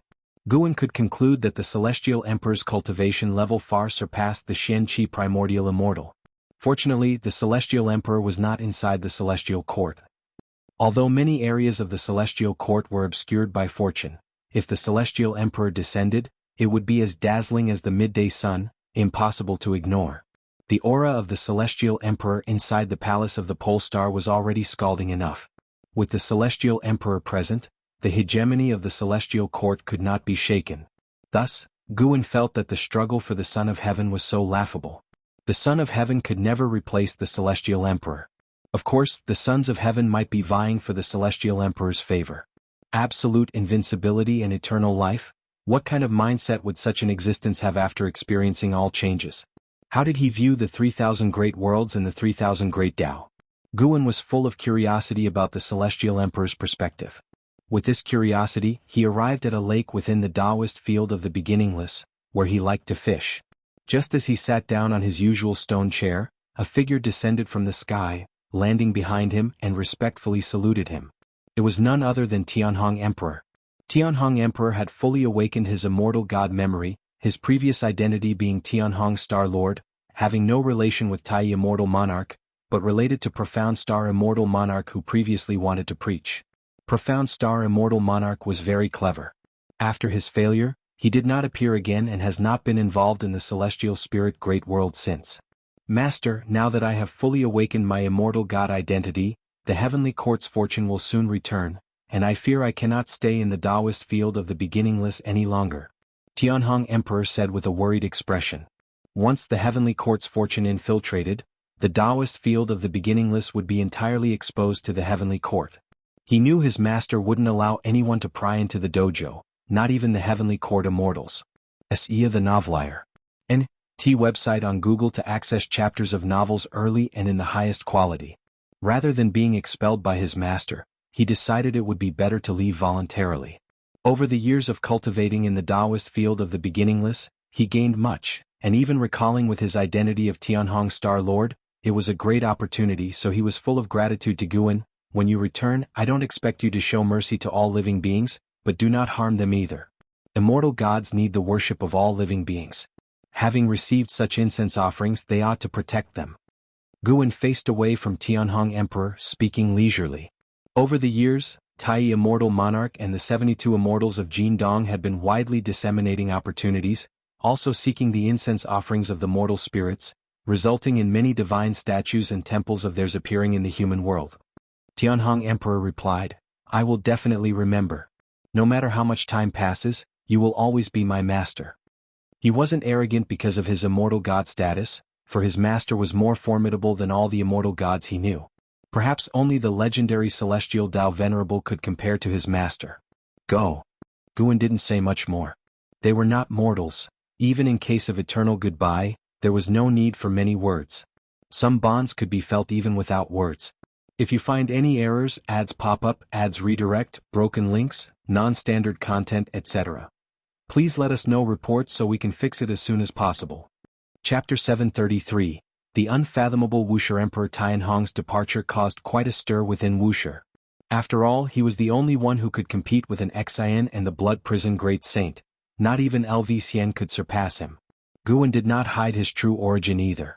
He revealed his identity as an immortal god, allowing Wuxia disciples to formally come into contact with the celestial court, a time-honored ruler standing upon the 3,000 great Tao. Immortal god reincarnation. Second-generation and third-generation disciples were stunned, and an Xan shared her knowledge of the celestial court with them, ensuring a deeper understanding. Knowing that some Wuxia disciples had ascended to immortality, the disciples within the dojo were even more thrilled. They felt that Wuxia was omnipotent, capable of achieving immortality and roaming the heavens. At the same time, they began to speculate more about Guan. Even after millions of years of cultivation within Wuxia, no one knew Guan's origins, including an Xian and celestial demon child. See Novel Fire. Net website on Google to access chapters of novels early and in the highest quality. Guan could hear the disciples' conjectures about him. He did not care, however, the more the disciples revered him, the better it was. At the very least, it prevented any chaos. After Emperor Tianhong's departure, an Xian approached Guan again, asking whether to open the sect widely, but Guan refused. However, he did ease a bit, allowing disciples to take on apprentices. From the second generation and onward, each disciple could only take one apprentice, and should the apprentice commit evil, the master would also be held accountable. One person taking one apprentice seemed like a small number, but generations down the line, Wuxia was bound to grow stronger. Shortly after Guan eased up, within less than 10 years, the first fourth-generation disciple was born.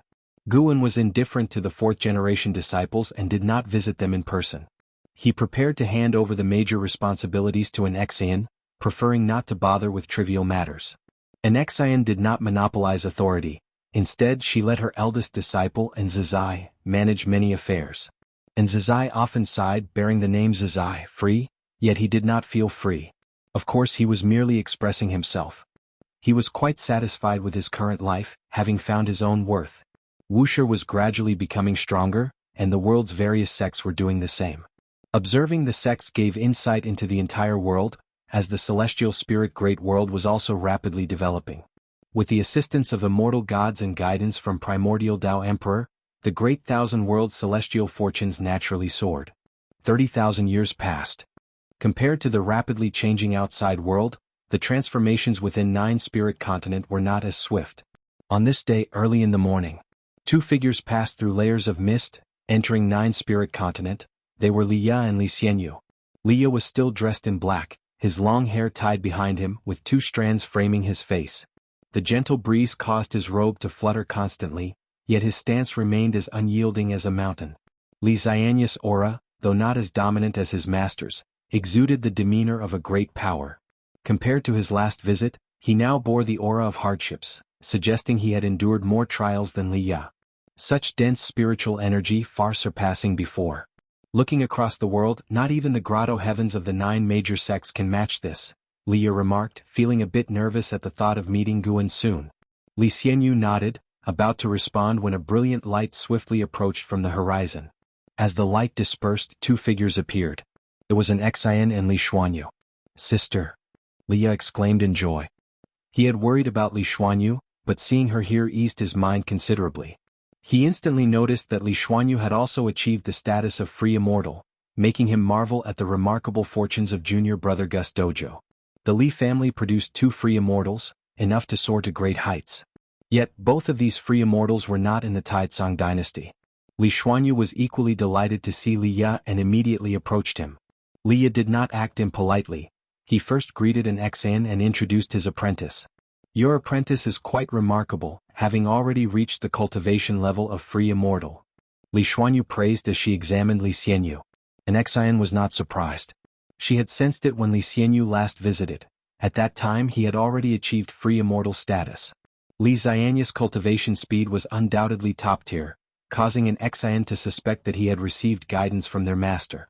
She knew that their master often kept an eye on Liya, possibly aiding him secretly. He is indeed promising, but the path ahead is long for him as a free immortal. Liya smiled. The four then flew towards Wuxia while chatting, mostly Liya and Li Xuanyu conversing. Li Xuanyu expressed, "You remain the same, always stirring things up. Compared to you, my experiences are quite dull, having mainly cultivated within the dojo." Liya shook his head, "Though you stayed here, your cultivation level is not inferior to mine." Despite his words, Li did not consider Li Xuanyu to be his opponent. On the contrary, he was curious about Enzin's strength.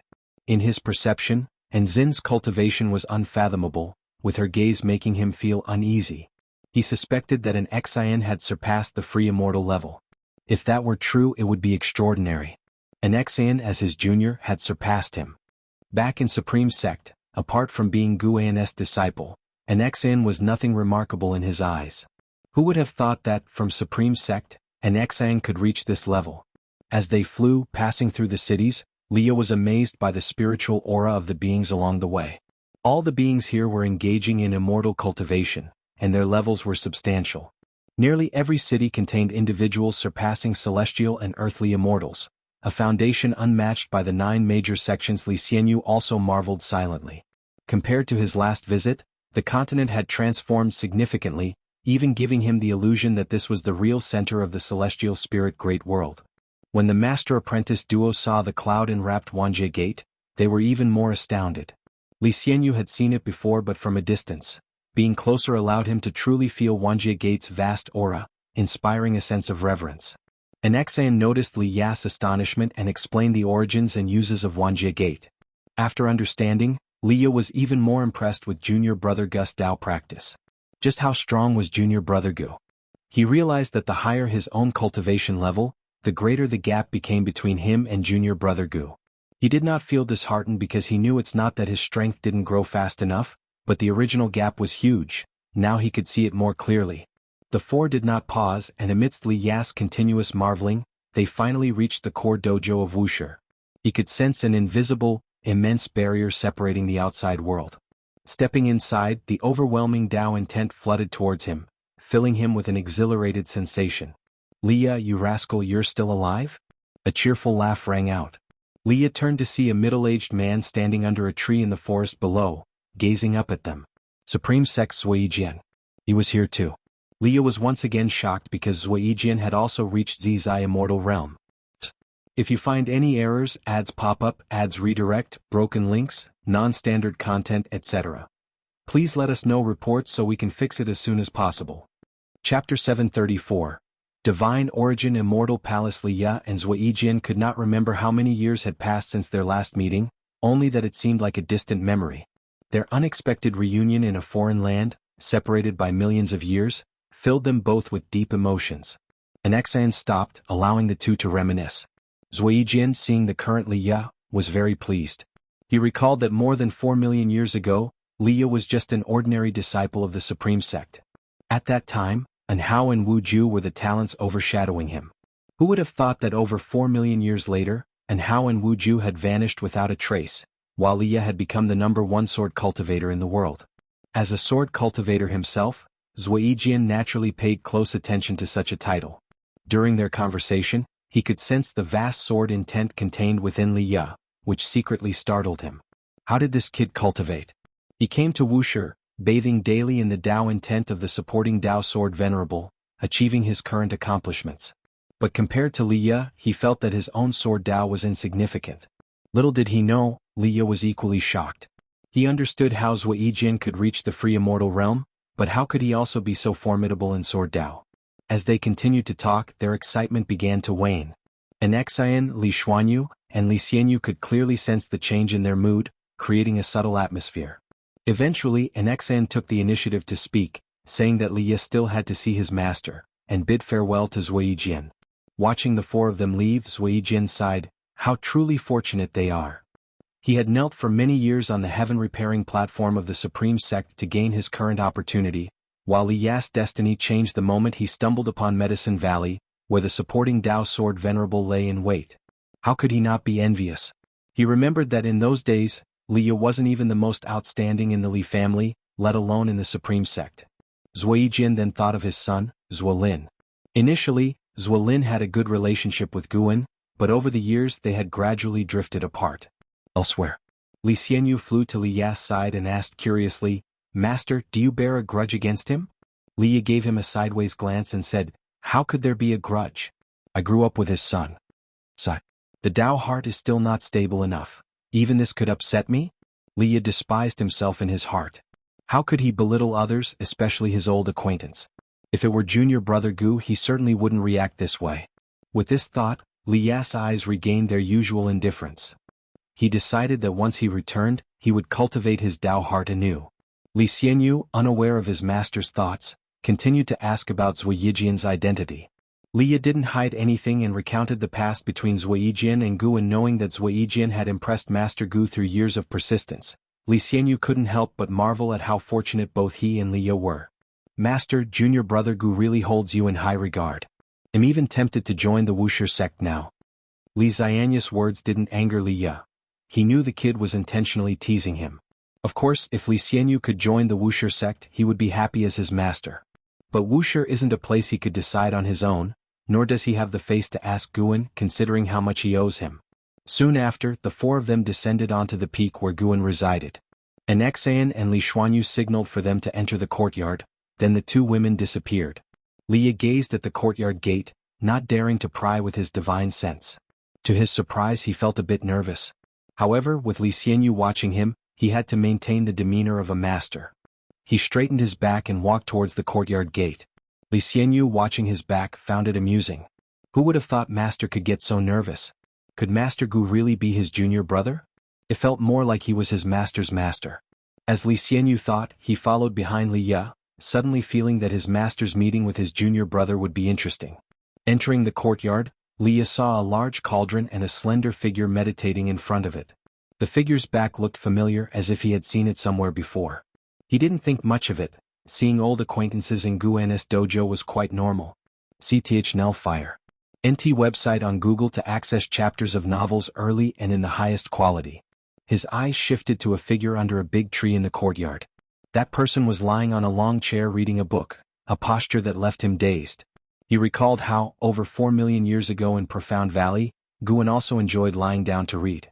Brother, why are you standing there daydreaming? Have you been severely injured recently, harming your mind? Guan's teasing voice brought Li Ya back to reality. For some reason, hearing Guan's taunt relaxed him, as if their relationship had returned to the old days. A smile appeared on Li Ya's face as he stepped forward and said, "How could that be? When have I ever been seriously injured?" Seeing his master relax instantly, Li Xianyu grew more respectful towards Guan. Not only was Master Gu powerful, but he also empathized with others. Such a great power was truly the supreme being of the human world. Eager to hear what his master and junior brother would discuss, Li Xianyu quickly followed. Sunlight streamed into the courtyard, and birds flew out of the woods as if celebrating the heartwarming reunion of old friends. Under the blue sky, an endless sea of clouds lay still, and an old tree stood at its zenith. A white-robed Taoist was meditating beneath the tree. It was none other than Li Xuanmiao. After attaining his immortal class and gaining celestial court destiny, his cultivation level had soared, now reaching the innate golden immortal realm, and it was still rapidly growing. Though his position was now that of an immortal monarch, the innate golden immortal realm was still unqualified for an immortal monarch, so he hadn't started his immortal duties yet. A rainbow of 7 colors descended from the sky, landing 7 steps away from Li Xuanmiao. A lean old man in purple, frail and thin to the bone but with bright sword-like eyes, full of sharpness, appeared before him. Immortal monarch Xuanmiao, I bear a decree from the Supreme. You are to go to the Divine Origin Immortal Palace to receive the Heavenly Dao Divine Weapon. The old man in purple bowed respectfully, but his eyes scrutinized Li Xuanmiao up and down. Li Xuanmiao opened his eyes and the old man lowered his gaze. I understand. I will go shortly, Li Xuanmiao said without immediately rising. His reincarnation projection was not fully retracted. The old man in purple continued, The Supreme also told me to remind you that if the great immortal divine Yuan tries to recruit you, listen but make no promises. All right. Li Xuanmiao agreed. Though he had spent years cultivating in the celestial court, various immortals and gods frequently tried to recruit him, giving him an insight into the factional struggles within the celestial court. The internal factions of the celestial court were more complex than he had imagined. Despite his immortal monarch status, he had to tread cautiously. The gods and star monarchs likely had backings of even higher beings. The old man in purple said no more, bowed and disappeared. Li Xuanmiao stood up, gazing at the sea of clouds as if peering through to the cycle of reincarnation. Divine Origin Immortal Palace, Great Immortal Divine Yuan. Li Xuanmiao looked down at the 3,000 great worlds, pondering how to contact his master. If you find any errors, ads pop up, ads redirect, broken links, non-standard content, etc., please let us know reports so we can fix it as soon as possible. Chapter 735. Boosting Lifespan. Liya and his disciples stayed at the Taoist field of the beginningless for only a month. During this month, Guan and Liya traveled through mountains and waters, occasionally discussing the Tao as if returning to their youth. The reason Liya visited Guan was to express his gratitude, but until their parting he couldn't utter the word thanks. Spending a month of leisure with Liya made Guan very happy. After Liya left, Guan gave a lecture to all the disciples, making the Wuxia disciples realize Liya's importance in Enzin's heart. The peaceful days continued. After reaching perfection in the Xianqi primordial immortal realm, Guan felt that even having trillions of years of lifespan wouldn't guarantee success for his next breakthrough. Thus he began to increase his lifespan income. Nowadays, his dojo encompassed the entire 9-spirit continent, making it easy to expand the number of medicinal herbs.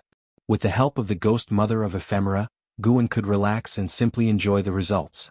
1,000 years later, his annual lifespan income increased to 200 million years. Another million years passed. In the celestial spirit great world, similar yet different conflicts unfolded. Overall, the world was relatively peaceful, and sect disputes did not affect the common folk. In contrast to the tranquility of the celestial spirit great world, the 3,000 great worlds ushered in the arrival of the immortal gods. In each great world, several immortal gods appeared, summoning wind and rain, bringing harmony to heaven and earth and all living beings. People began to believe in the immortal gods, strengthening the heavenly Tao destiny that enveloped the great worlds. Under the banners of 2 sons of heaven, the immortal gods began to act, not only recruiting the masters of heaven and earth but also guiding the masses to worship them.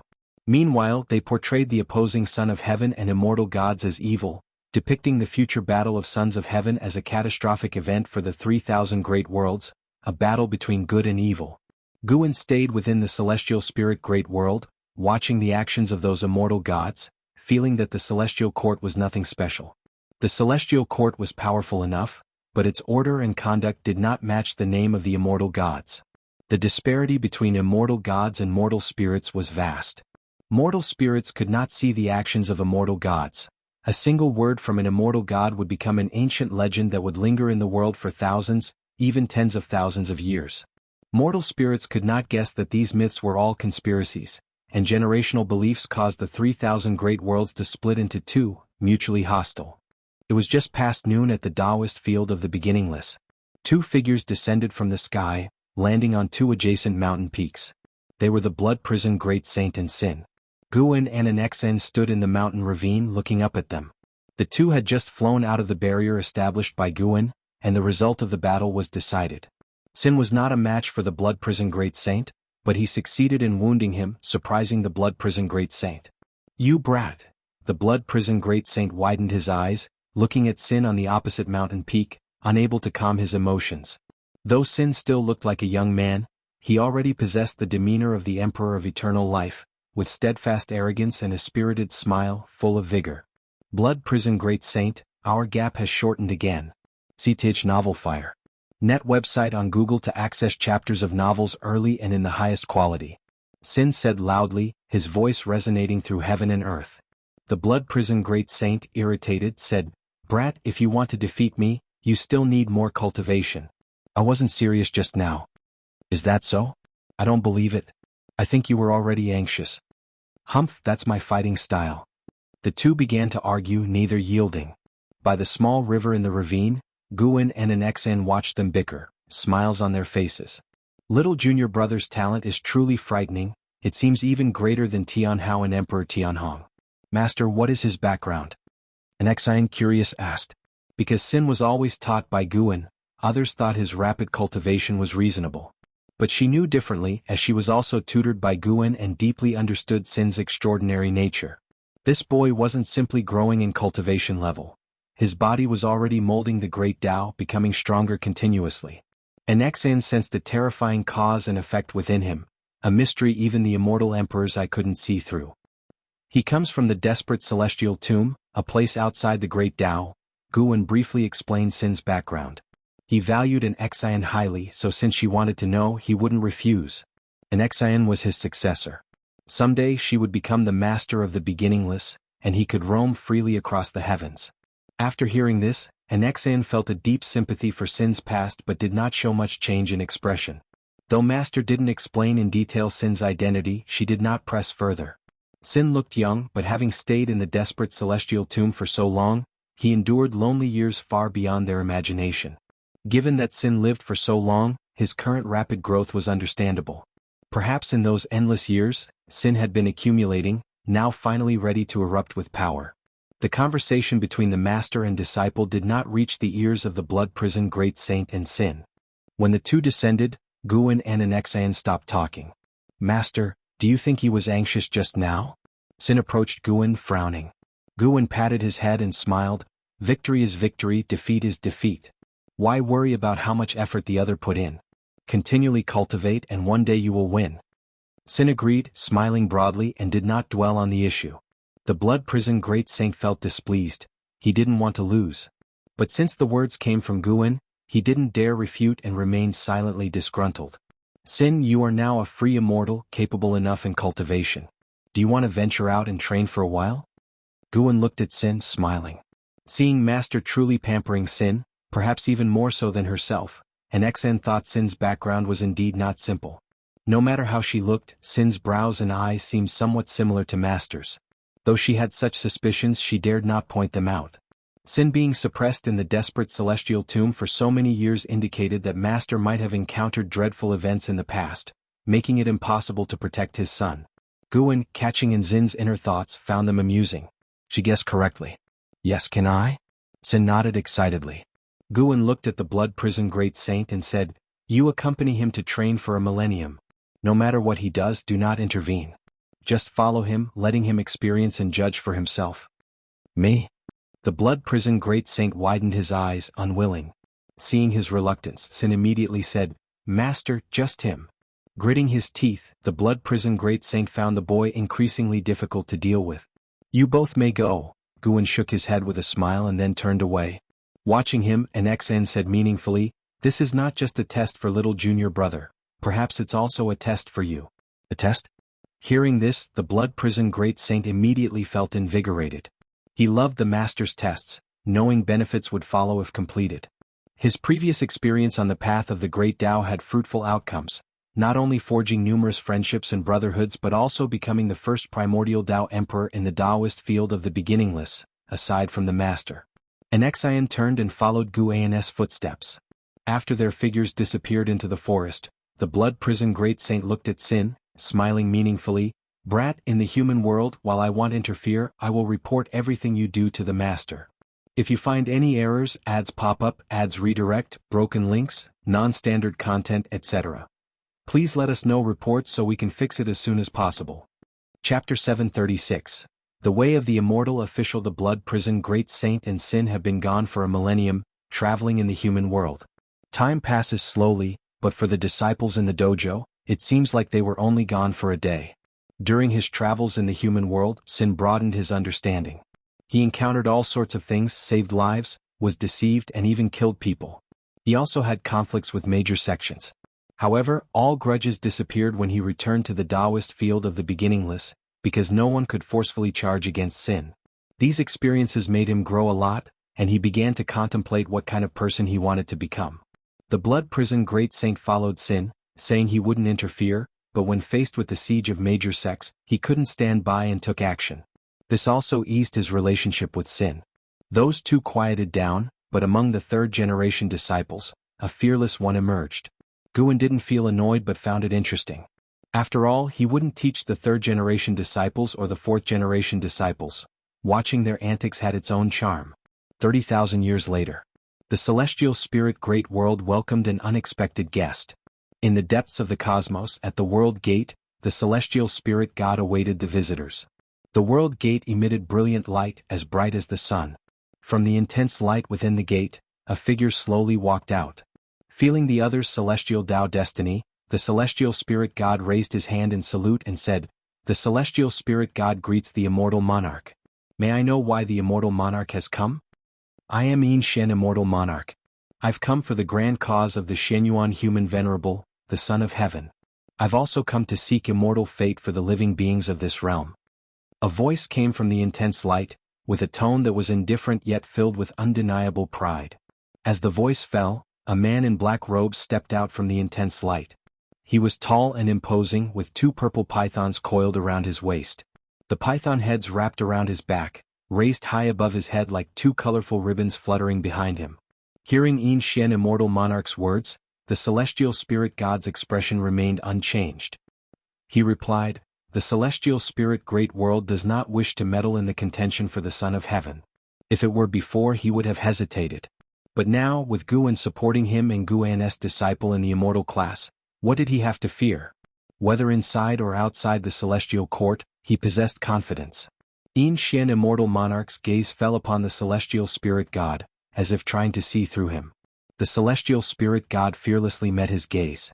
As the intense light within the world gate faded, Yin Xian Immortal Monarch was gradually engulfed by darkness, making him appear less like an immortal god and more like an evil god. "May I ask whose domain this realm belongs to?" Yin Xian Immortal Monarch asked. Being refused by the celestial spirit god didn't anger him, for he understood the message the celestial spirit god was conveying. This guy had backers. The celestial spirit god frowned, not expecting the other to pursue the question. At that moment, a figure appeared behind the celestial spirit god, and the immortal light emitted from him caught the corner of the celestial spirit god's eye, causing him to turn his head instinctively. "I was wondering who it was, so it's Tai Immortal Monarch." Yin Xian Immortal Monarch's voice rang out. Looking at Tai Immortal Monarch behind the celestial spirit god, he smiled. He wasn't afraid of the celestial spirit great world having backers. He was only afraid if the backers of the celestial spirit great world wanted to support the rival Son of Heaven. Tai Immortal Monarch spoke. "Yin Xian Immortal Monarch, the celestial spirit great world was once under an order of destruction and has been removed from the registry of the 3,000 great worlds. Although it will be restored in the future, for now it doesn't count in the Son of Heaven contention." Yin Xian Immortal Monarch laughed. "Since you put it that way, I'll indeed give some face." Tai Immortal Monarch nodded slightly.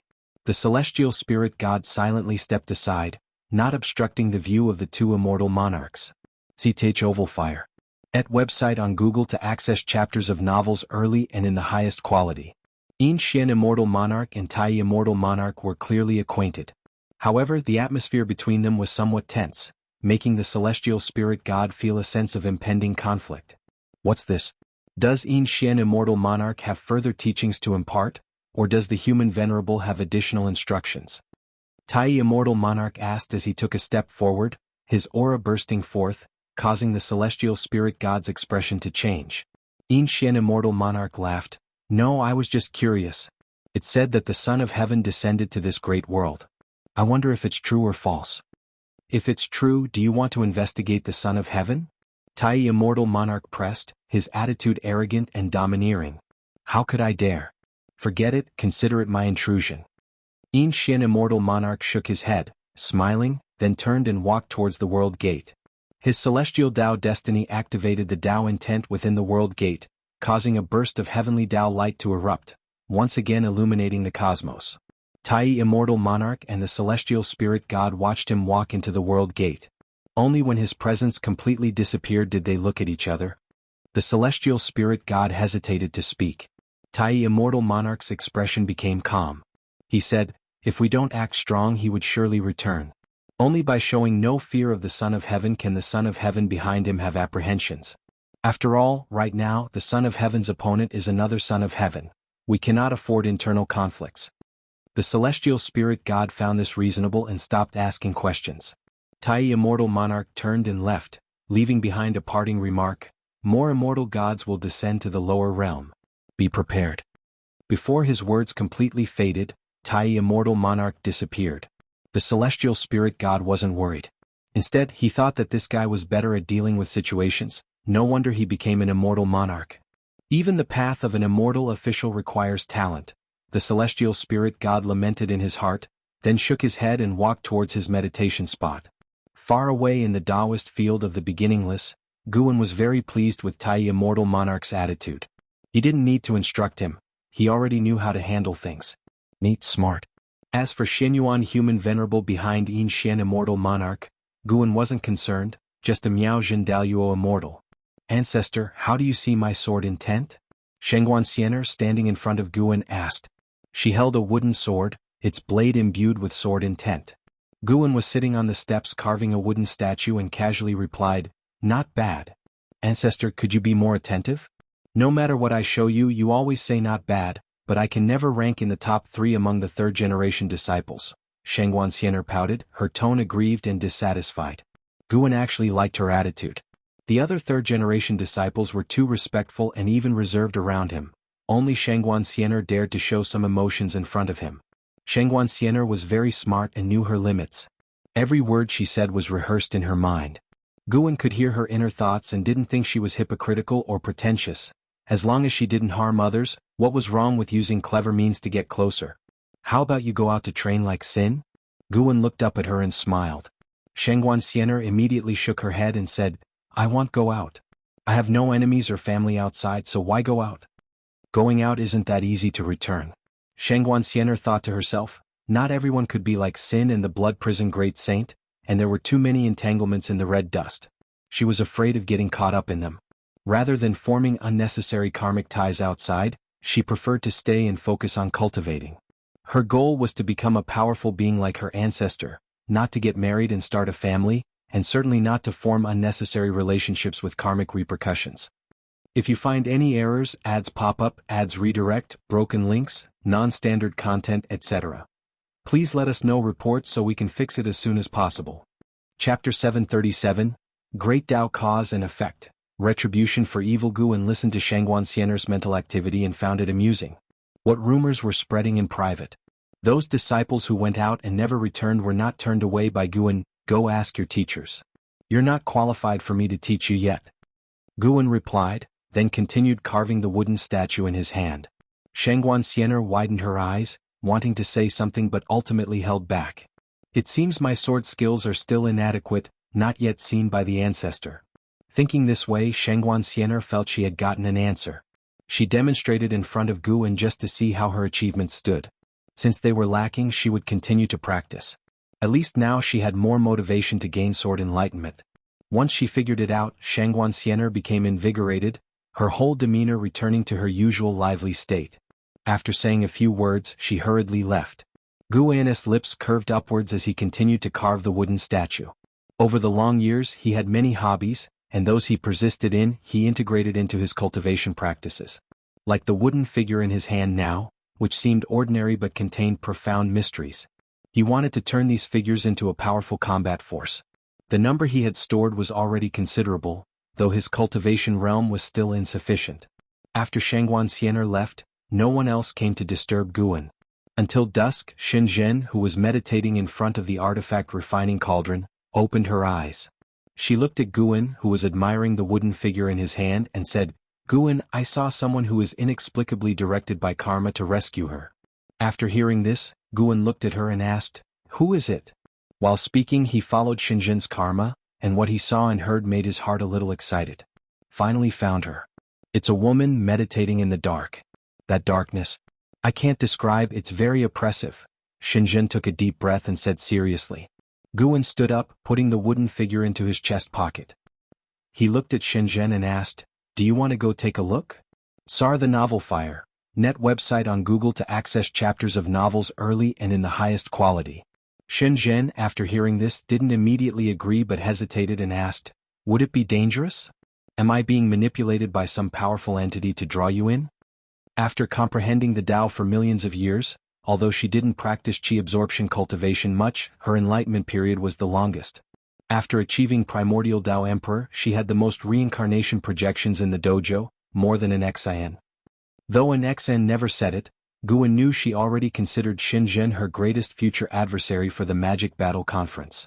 The Blood Prison Great Saint was no longer a threat to her. With profound Tao practice and rich understanding of the path of cause and effect, she felt nothing in the world was coincidental. She couldn't possibly achieve enlightenment for no reason, nor develop a strong urge to rescue a stranger without cause. It must be some peerless great power plotting against her behind the scenes. What made her worthy of such scheming? She could only think of Guan. Indeed, someone in the unseen forces is guiding you to rescue that woman. Guan walked toward her, smiling as he spoke. Upon hearing this, Shenzhen sighed in relief and asked, "You noticed this early on?" Do you know that person? Let's go, we'll talk on the way. Guan came to her side and gently patted her shoulder. Shenzhen stood up and followed in Guan's footsteps. As soon as she took a step, the surrounding scene suddenly changed. She found herself in darkness, with silver lines underfoot flowing forward endlessly like countless schools of fish. Guan walked ahead, Shenzhen's gaze fell on his back, and her unease dissipated. She quickly caught up to walk shoulder to shoulder with Guan and curiously asked, "What is this place? Why is there no aura of the Great Tao around?" This is a void space opened up by the path of cause and effect. Although there seems to be nothing here, there are great cause and effect barriers at the edges. These barriers are products of the rules constructed by the 3000 Great Tao. Violating these rules will bring retribution, dissipating all Tao practice and suffering infinite misfortune until one's consciousness extinguishes. Guan answered. It was also his first time here. Even if a Tao extreme Daoyuo immortal came here, tainted by great cause and effect, they would meet a terrible end. When he used karma divine power to curse enemies, he suffered retribution from the great cause and effect. But compared to the barriers in this dimension, it was like a grain of rice compared to the moon. Though strong, the great cause and effect here couldn't harm primordial Tao fruit. In other words, a Xian Qi primordial immortal could come and go freely. The great cause and effect here would be like nothing to them. Great cause and effect, does it mean bad karma? Shenzhen muttered. You could understand it that way. Let me tell you a story next. Guan agreed, then began narrating the story of the Emperor of Eternal Life. The journey was long. He walked at a leisurely pace, telling the story on the surface, but in truth, he was using his Tao intent to help the trapped fairy Yaoxian dispel the retributions of great cause and effect.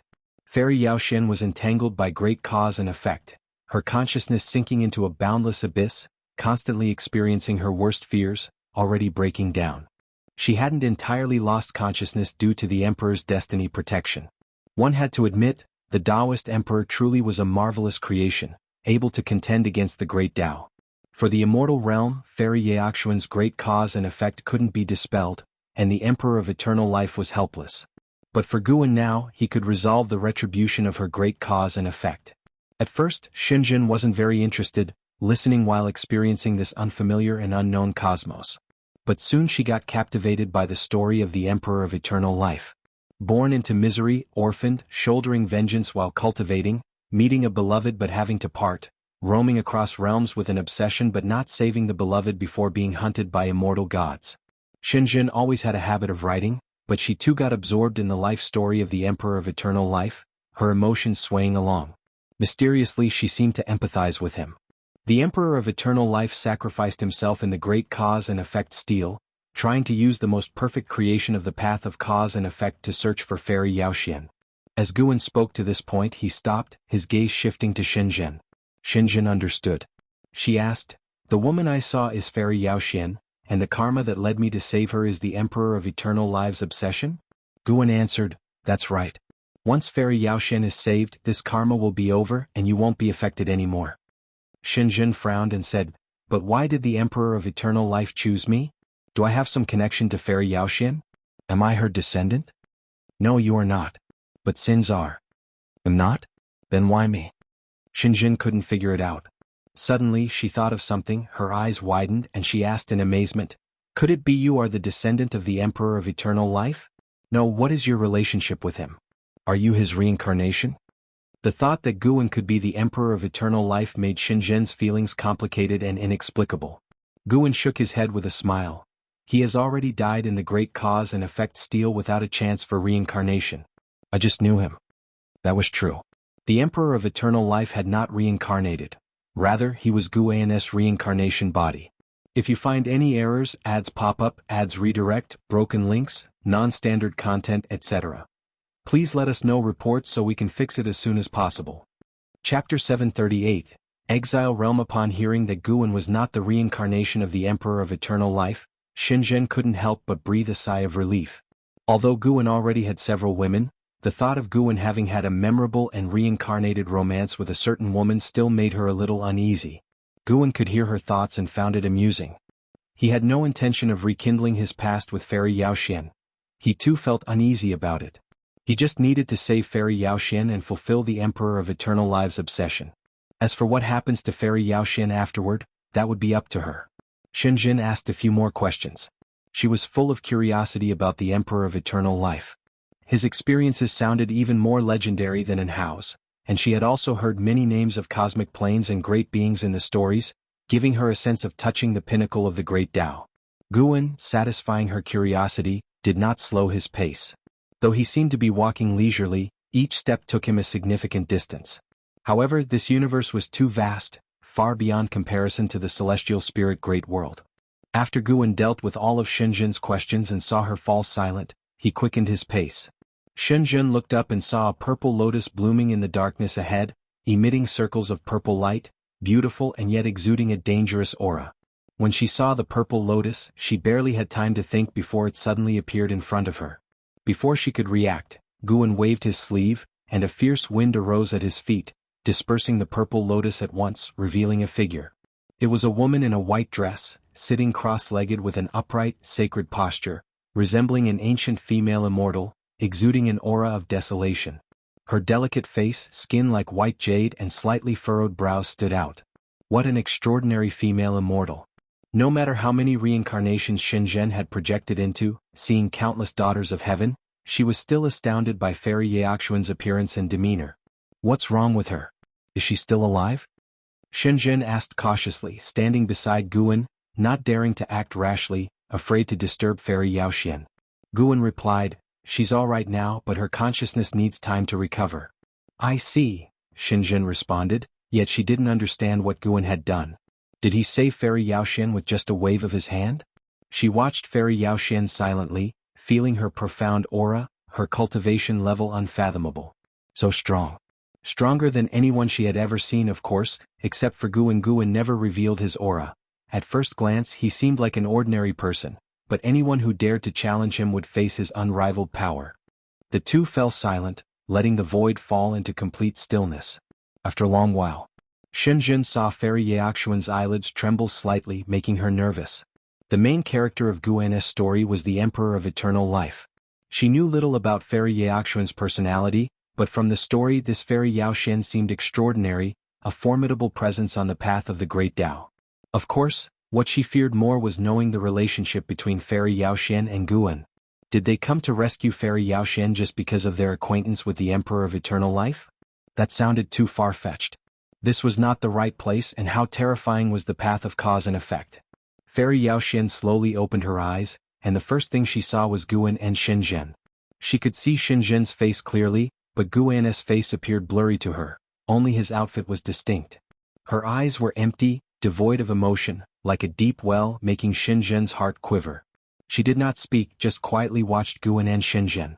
Guan remained silent, knowing that Fairy Yaoxian was regaining her consciousness. Her cultivation had fallen to the Taoist collection Freedom Immortal Realm, but the Taoist Emperor's destiny still lingered. With time she could recover all her memories. Thus, silence enveloped both sides once again. After the time of a stick of incense passed, just as Shenzhen was about to lose her patience, Fairy Yaoxian spoke. "Who are you? Are you the ones who expelled the cause and effect from me?" Her voice was hoarse, her words hesitant. Guan answered, "You should be able to feel the cause and effect of the Emperor of Eternal Life on her. It was his obsession that brought us here to rescue you. From now on, you can return to the Tao universe and regain your freedom." "The Emperor of Eternal Life," Fairy Yaoxian murmured, clearly reminiscing about the name. She did not fall silent again but asked, "Can you take me away from here?" See the novel, NT website on Google to access chapters of novels early and in the highest quality. Guan smiled, "We managed to come here, so naturally we can leave. But before we go, we can help you resolve some potential troubles." He turned around, looking into the depths of the universe and said, "Show yourself, product of the evil intent of the path of cause and effect." Upon hearing this, Shenzhen quickly turned around to look, but no matter where she looked, she could not see any sign of life. Fairy Yaoxian also looked up, her gaze directed towards one spot, her eyes growing colder. "Who are you to come to the exile realm?" A cold voice echoed, and with it, a pair of enormous eyes opened in the darkness, overlooking Guan and the others. Shenzhen, feeling those eyes on her, felt extremely uncomfortable, as if she was experiencing the utmost malice. Product of evil intent? Not a living being? Shenzhen asked in a low voice. Yes, the path of cause and effect is the result of all beings defying the Tao rules. These actions carry various evil intents, and when the path of cause and effect gathers these evil intents together, it gives birth to it. It is part of the path of cause and effect. The more evil intent it encounters, the stronger it becomes. It wants to reach the Tao universe to absorb the evil intents of all beings.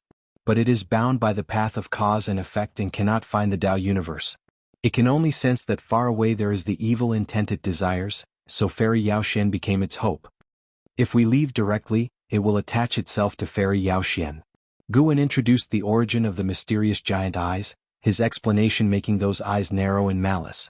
Shenzhen shuddered at the thought.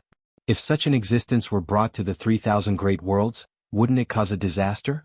She asked no more questions, warily watching the mysterious giant eyes ahead. You can see through my origins. Since that's the case, what do you plan to do with me?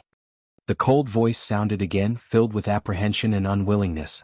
It did not want to give up on Fairy Yaoxian as its hope. Fairy Yaoxian was trapped here and so was it. Staying here, it could not find the meaning of its existence, and the images brought by those evil intents made it yearn for the human world. Fellow Taoist, if you continue to watch the show, I may have to ruin your plans. Guan's words shocked both the mysterious giant eyes and Shenzhen. There were other people.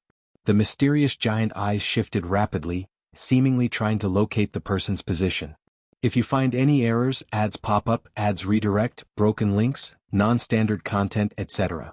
Please let us know reports so we can fix it as soon as possible. Chapter 739, Xuanqiong Saint Mother Shenzhen searched everywhere but could not find the presence of any other entities. Fairy Yaoxian frowned deeply, she hadn't expected that more than one presence was watching her secretly. Guan, on the contrary, remained calm, waiting for the other party to appear. A burst of intense light erupted from the depths of the void across from the mysterious giant eye, startling Shenzhen to turn around and see. Fairy Yaoxian also stood up and turned to look. The radiant light blossomed, illuminating half the cosmic void. Within that light, a figure slowly stepped out. From the figure's shape, it was a woman with an elegant posture and an extraordinary aura. She seemed like an ancient giant deity descending, towering over countless miles, larger than any mountain Shenzhen had ever seen, making her widen her eyes involuntarily. I didn't expect fellow Taoists to see through my concealment technique. A cold female voice echoed, accompanied by a majestic heavenly power. Heavenly Court Immortals. Guan cast a lifespan detection toward her. Xuanqiong Saint Mother, Late Stage Tao Extreme Daluo Immortal Realm 0/0/0, Xuanqiong Saint Mother. Guan noted the name, planning to inquire with Celestial Spirit God and Tai Immortal Monarch later. Xuanqiong Saint Mother's celestial Tao destiny was extraordinarily dense. Guan could only perceive her cultivation level and true form. She was not a human who ascended to immortality through cultivation, her true form was a tree. Guan spoke, "May I ask whom fellow Taoist seeks? This woman is not my aim. My goal is to subdue this evil entity. Could fellow Taoist grant me some convenience?" Xuanqiong Saint Mother replied, devoid of the arrogance typical of Heavenly Court Immortals. In truth, she was quite astounded. When Guan had entered with Shenzhen, she was already surprised that this person could resist the counter-forces of the path of cause and effect. Now, face to face, she couldn't discern Guan's depths. She couldn't even see his features clearly. What did it imply? Guan's Tao practice compared to hers was not lower and perhaps higher. The most terrifying thing was that this person bore no sign of celestial Tao destiny, indicating he did not belong to the heavenly court. To cultivate to this degree without reliance on the heavenly court, he was definitely not an ordinary person. Despite the countless powerful entities within the heavenly court, the vast majority of immortal gods grew to their current status due to the celestial Tao destiny. The higher the realm, the harder it is to ascend further. Talent alone can't measure it. If it's solely for this evil entity, I naturally won't interfere, so well leave first. As Guan spoke, he raised his hand and beckoned to Fairy Yaoxian, signaling her to follow. Then he turned and left. Shenzhen followed closely, and Fairy Yaoxian didn't hesitate, catching up to their pace. May I know fellow Taoist's name? I am the Supreme Immortal of the Heavenly Court, Xuanqiong Saint Mother. Since we have met, why not forge a good bond? My dojo is in the celestial extreme 9 heavens, you are welcome to visit anytime. Xuanqiong Saint Mother's voice echoed from behind, but it didn't cause Guan to stop. My name is Meng Lang, I wander the heavens without a fixed abode. If I pass by the celestial extreme 9 heavens, I will certainly visit fellow Taoist. Guan responded casually, causing Shenzhen's mouth to twitch. Xuanqiong Saint Mother said no more, watching Guan and the two others depart. Soon, the trio vanished into the void, while Xuanqiong Saint Mother continued toward the mysterious giant eye, the heavenly Tao light she emitted gradually enveloping the darkness. Elsewhere, Guan led the trio into the chaotic currents of the great Tao, surrounded by dazzling lights that were mesmerizing. That person is truly a heavenly court immortal? How come that evil entity didn't flee? Before we left, it was still staring blankly. Xinjun remarked. Guan stared ahead, saying, "She is indeed an immortal god. The heavenly court's destiny can't be faked. As for that evil entity, it wasn't foolish, but it couldn't escape at all.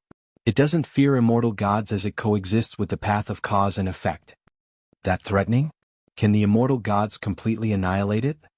Xinjun pressed. "You heard her, she wants to subdue it, which means she's here for personal gain." Subdue it? Allowing such an evil entity to grow is not right. Isn't she afraid of a catastrophe? Xinjun suddenly felt worried, thinking of how that evil entity absorbed the malicious thoughts of all beings, becoming an extremely terrifying existence that could bring catastrophe to the 3,000 great worlds. She used to love writing books and was sensitive to such plotlines. Ia the Nelfer. Net website on Google to access chapters of novels early and in the highest quality. I wouldn't know, immortal gods have their own intentions. Guan replied casually, actually not caring about such an evil entity. Not to mention Shen Qi primordial immortal, even a Dao extreme Daoyuo immortal could easily subdue it. After all, the evil entity was a creation of the path of cause and effect. No matter how strong, it couldn't surpass the path itself. However, to beings that haven't created their own Dao, such an evil entity is extremely terrifying, leading to a fate worse than death if encountered. Fairy Yaoxian followed behind silently. Her heart was filled with curiosity. Before being expelled by the path of cause and effect, she hadn't encountered many immortal gods, and the aura of Xuanqiong Saint Mother was stronger than any great power she had seen. Who was this person? Why did she come? Fairy Yaoxian faintly guessed, seeing Guan's back gradually overlap with another figure in her mind. Though she had guesses, she did not question him. There must be another hidden story he wasn't revealing. Currently, she needed to focus more on restoring her own cultivation level. Soon, the chaotic currents of the great Tao disappeared. They arrived at a long river of great Tao. Light rose from beneath their feet, enveloping them in brightness. Guan stopped, turning slightly to face Fairy Yaoxian, saying, "This is the path of the great Tao. From now on, you are free." Fairy Yaoxian gazed at him. Even with his redefined face, she felt a sense of familiarity. She asked, "You saved me, don't you need me to do anything for you?" Xinjun watched them in silence. "I was an old acquaintance of the Emperor of Eternal Life. He has died within the great cause and effect steel. I just fulfilled his last wish." Guan revealed the fate of the Emperor of Eternal Life. Fairy Yaoxian's eyes changed upon hearing this. Xinjun let out a deep breath. It seemed Guan and Fairy Yaoxian indeed had no direct connection. At this moment, Fairy Yaoxian looked at Xinjun, saying, "She carries the cause and effect of my child. So, my child has also been saved by you. Where is he?" "He is at my dojo, taken in as my disciple. If you wish to see him, I will let him meet you when he becomes stronger," Guan said truthfully. Fairy Yaoxian turned her gaze back to him, asking, "May I go to your dojo?" She paused and continued, "I don't know how many years I've been sealed, but now I feel that apart from my child, I have no more support or place to go. Joining your dojo, I will serve you in the future." Guan sighed inwardly. He could hear Fairy Yaoxian's hidden guesses. She determined he was the Emperor of Eternal Life. Fine. Just right to let her child see his mother. In the future, leading Fairy Yaoxian to attain the primordial Tao Emperor, perhaps she would understand the relationship between the Emperor of Eternal Life and him. If you find any errors, ads pop up, ads redirect, broken links, non-standard content, etc., please let us know reports so we can fix it as soon as possible. Chapter 740. Immortal Gods' Evil Thoughts. Fairy Yaoxian's arrival did not cause much of a stir at the Taoist field of the beginningless. With the increasing number of fourth-generation disciples, some disciples were still strangers to each other.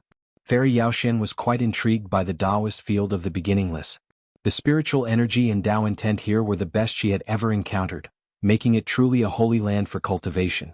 Guan asked Xinjun to take Fairy Yaoxian to find Zue, while he returned to his room to observe the Xuanqiong Saint Mother's methods against the evil creature. Sure enough, the Xuanqiong Saint Mother subdued the evil creature and named it Xianyi.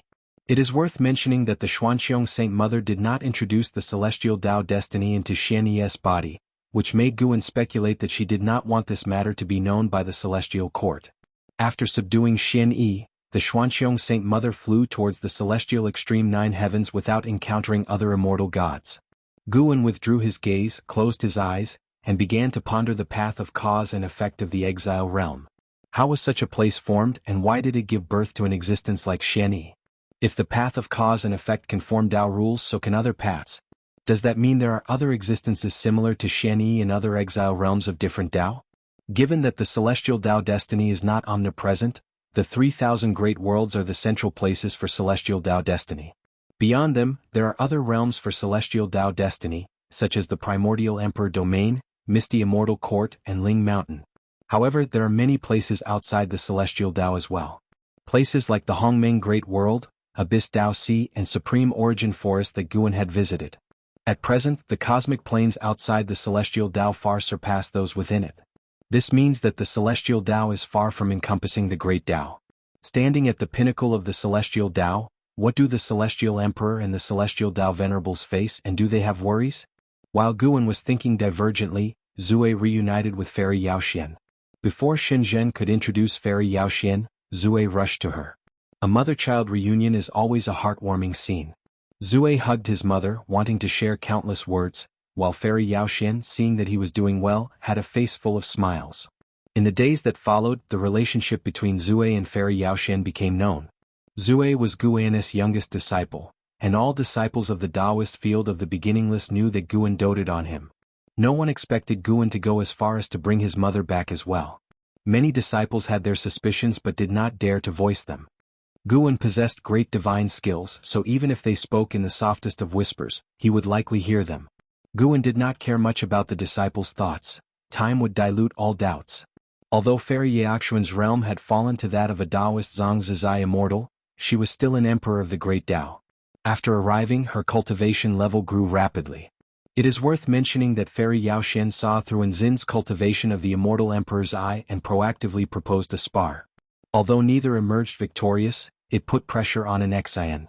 An Xian would spar with Fairy Yaoxian every 1,000 years. Until Fairy Yaoxian reached the profound Yuan-free immortal realm, an Xian was no longer her match.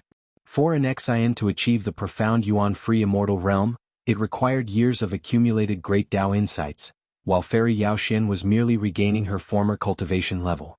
Fairy Yaoxian and an Xian developed a close relationship, which Guan considered a good thing. Following the Emperor of Eternal Life in battle for so many years, her understanding of the immortal emperor's eye would greatly benefit an Xian. Time flew by quickly. 1,000,000 years had passed since Fairy Yaoxian joined the Taoist field of the beginningless. In the morning, Guan stood by the lake, practicing Tai Chi. His movements were slow but had the graceful beauty of floating clouds and flowing water. While practicing, he brought up his attribute panel. Name, Guan, lifespan, 6 250 704/450 337 945 422 651, physique, primordial infinite creation Tao body, cultivation level, perfection of Xian Qi primordial immortal realm, 4.5 trillion years of lifespan. He was halfway to the trillion-year mark, but Guan felt that the next breakthrough would require more than just 1 trillion years of lifespan. Fortunately, he had no strong enemies currently. With the eternal life venerable Yang Jian, Li Xuanmiao and other immortal gods around, he had a buffer with the celestial court, preventing enmity. Fighting and killing did not suit him. He preferred this leisurely and peaceful life, doing whatever he wanted while continuously growing stronger. For him, lifespan was like an experience bar in a game. Watching it grow assured him that he was on the right path to becoming stronger. Practicing Tai Chi was something he took interest in during his leisure time, using some fist techniques from his past life. After several rounds, this set of Tai Chi had evolved into a secret skill of the immortal Tao in his hands. Every move and stance could shake the world. Sar the novel F.I.R. Et website on Google to access chapters of novels early and in the highest quality. A figure emerged from the woods behind him. It was Fairy Yaoxian, dressed in a white gown, exuding grace and an enigmatic demeanor despite her cold expression. Only Guan knew that Fairy Yaoxian had yet to reveal her true character. In the Emperor of Eternal Lives memories, she was immensely combative and quite arrogant. Throughout their adventures, it was often the Emperor of Eternal Life who acted as the voice of reason. Perhaps her memories had not fully returned, or perhaps it was the sediment of years, but since arriving at the Taoist field of the beginningless, Fairy Yaoxian had behaved with great composure and the stature of a grand master. In a million years she had established a high level of prestige. Except for Guan, no one knew her true nature. She stood quietly behind Guan watching him.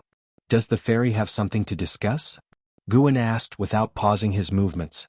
Fairy Yaoxian spoke, "Between the Taoist emperor and the primordial Tao emperor, who do you think is stronger?" She was certain Guan was the emperor of eternal life, as he had once been a Taoist emperor and now practiced as a primordial Tao emperor, which intrigued her. The Taoist field of the beginningless already had more than 10 primordial Tao emperors. Through them, Fairy Yaoxian learned the wonders of the primordial Tao emperor, which fascinated her. But she was already a Taoist emperor and was unsure if she could directly cultivate the primordial Tao emperor or if she would need to abandon her Taoist emperor destiny first. "Stronger or weaker depends on the individual cultivator," Guan replied. That was truly what he thought.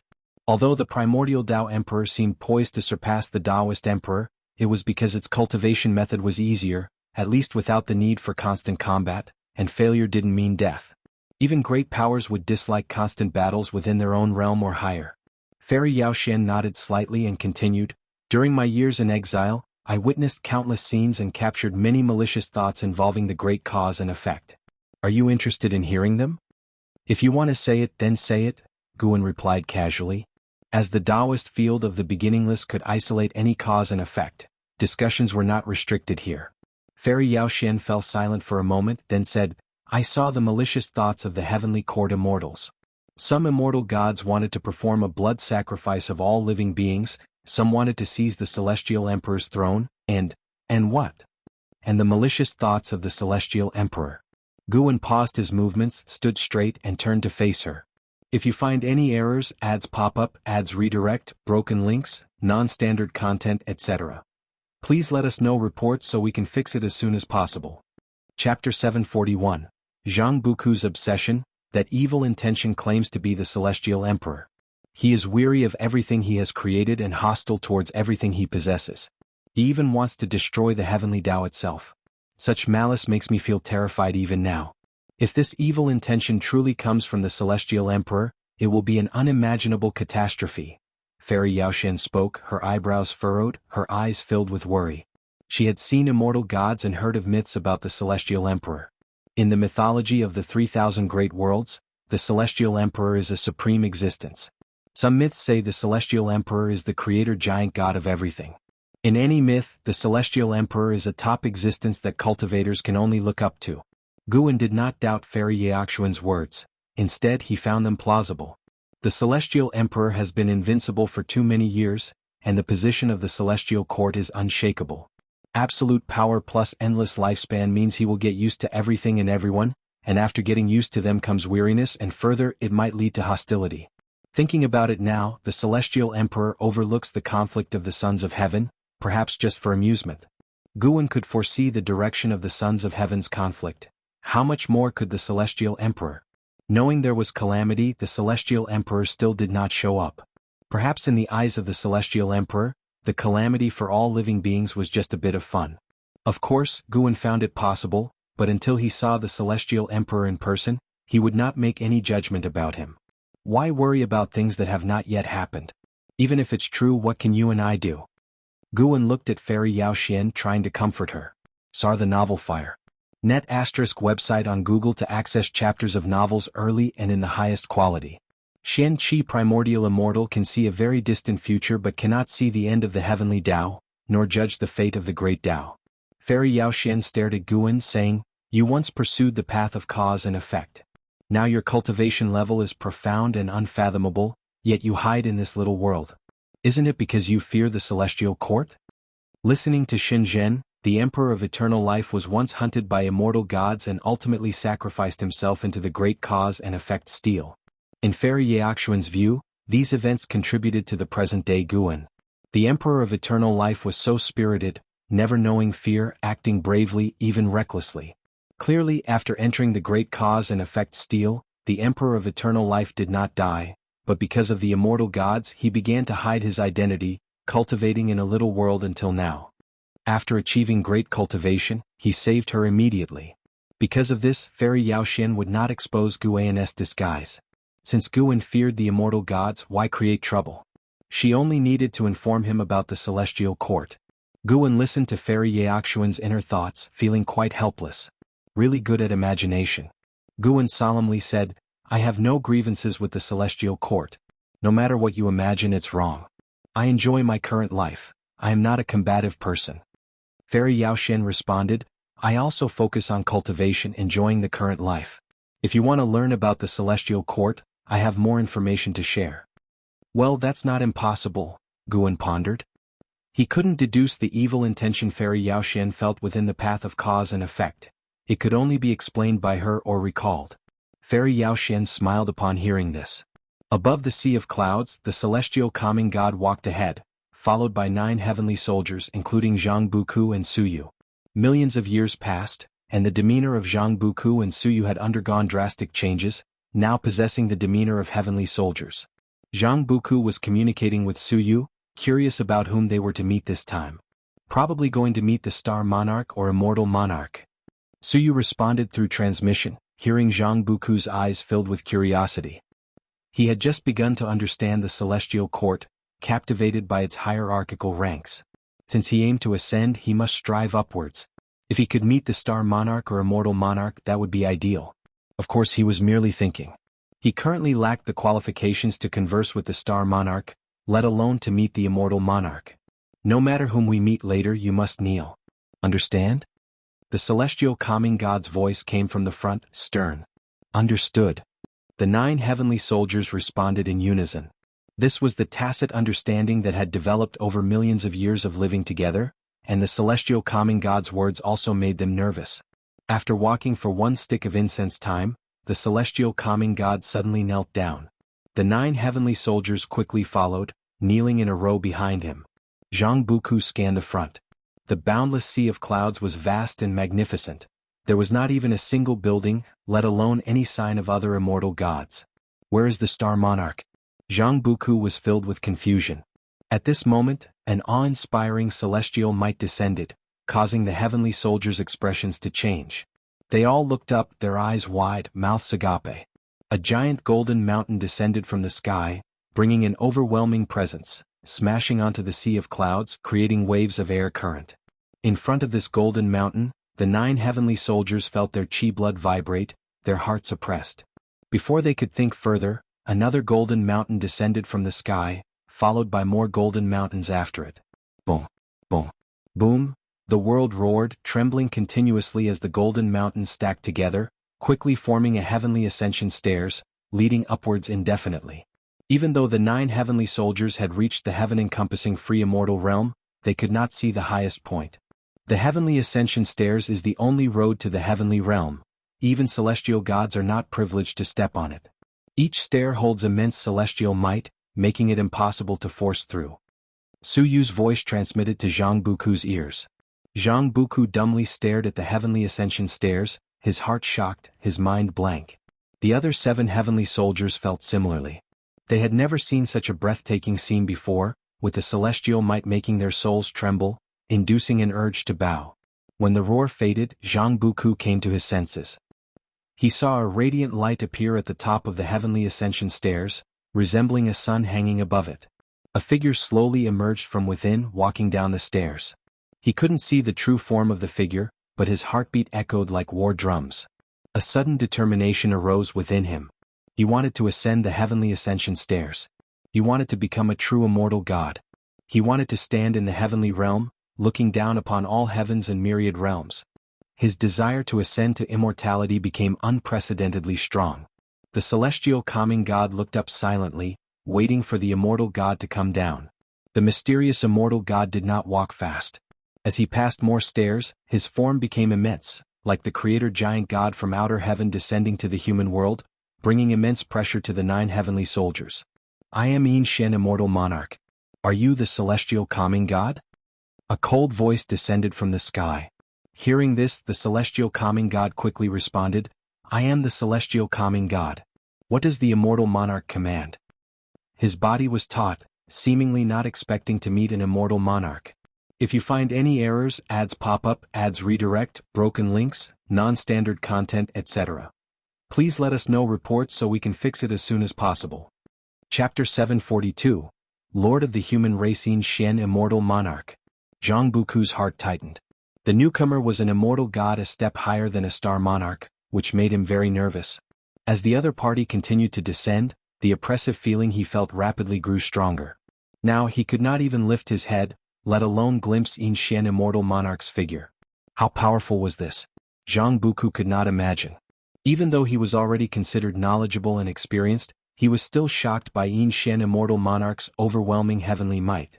He could not help but wonder, compared to the mysterious great power that once suppressed their entire celestial army on the path of the great Tao, which one was stronger?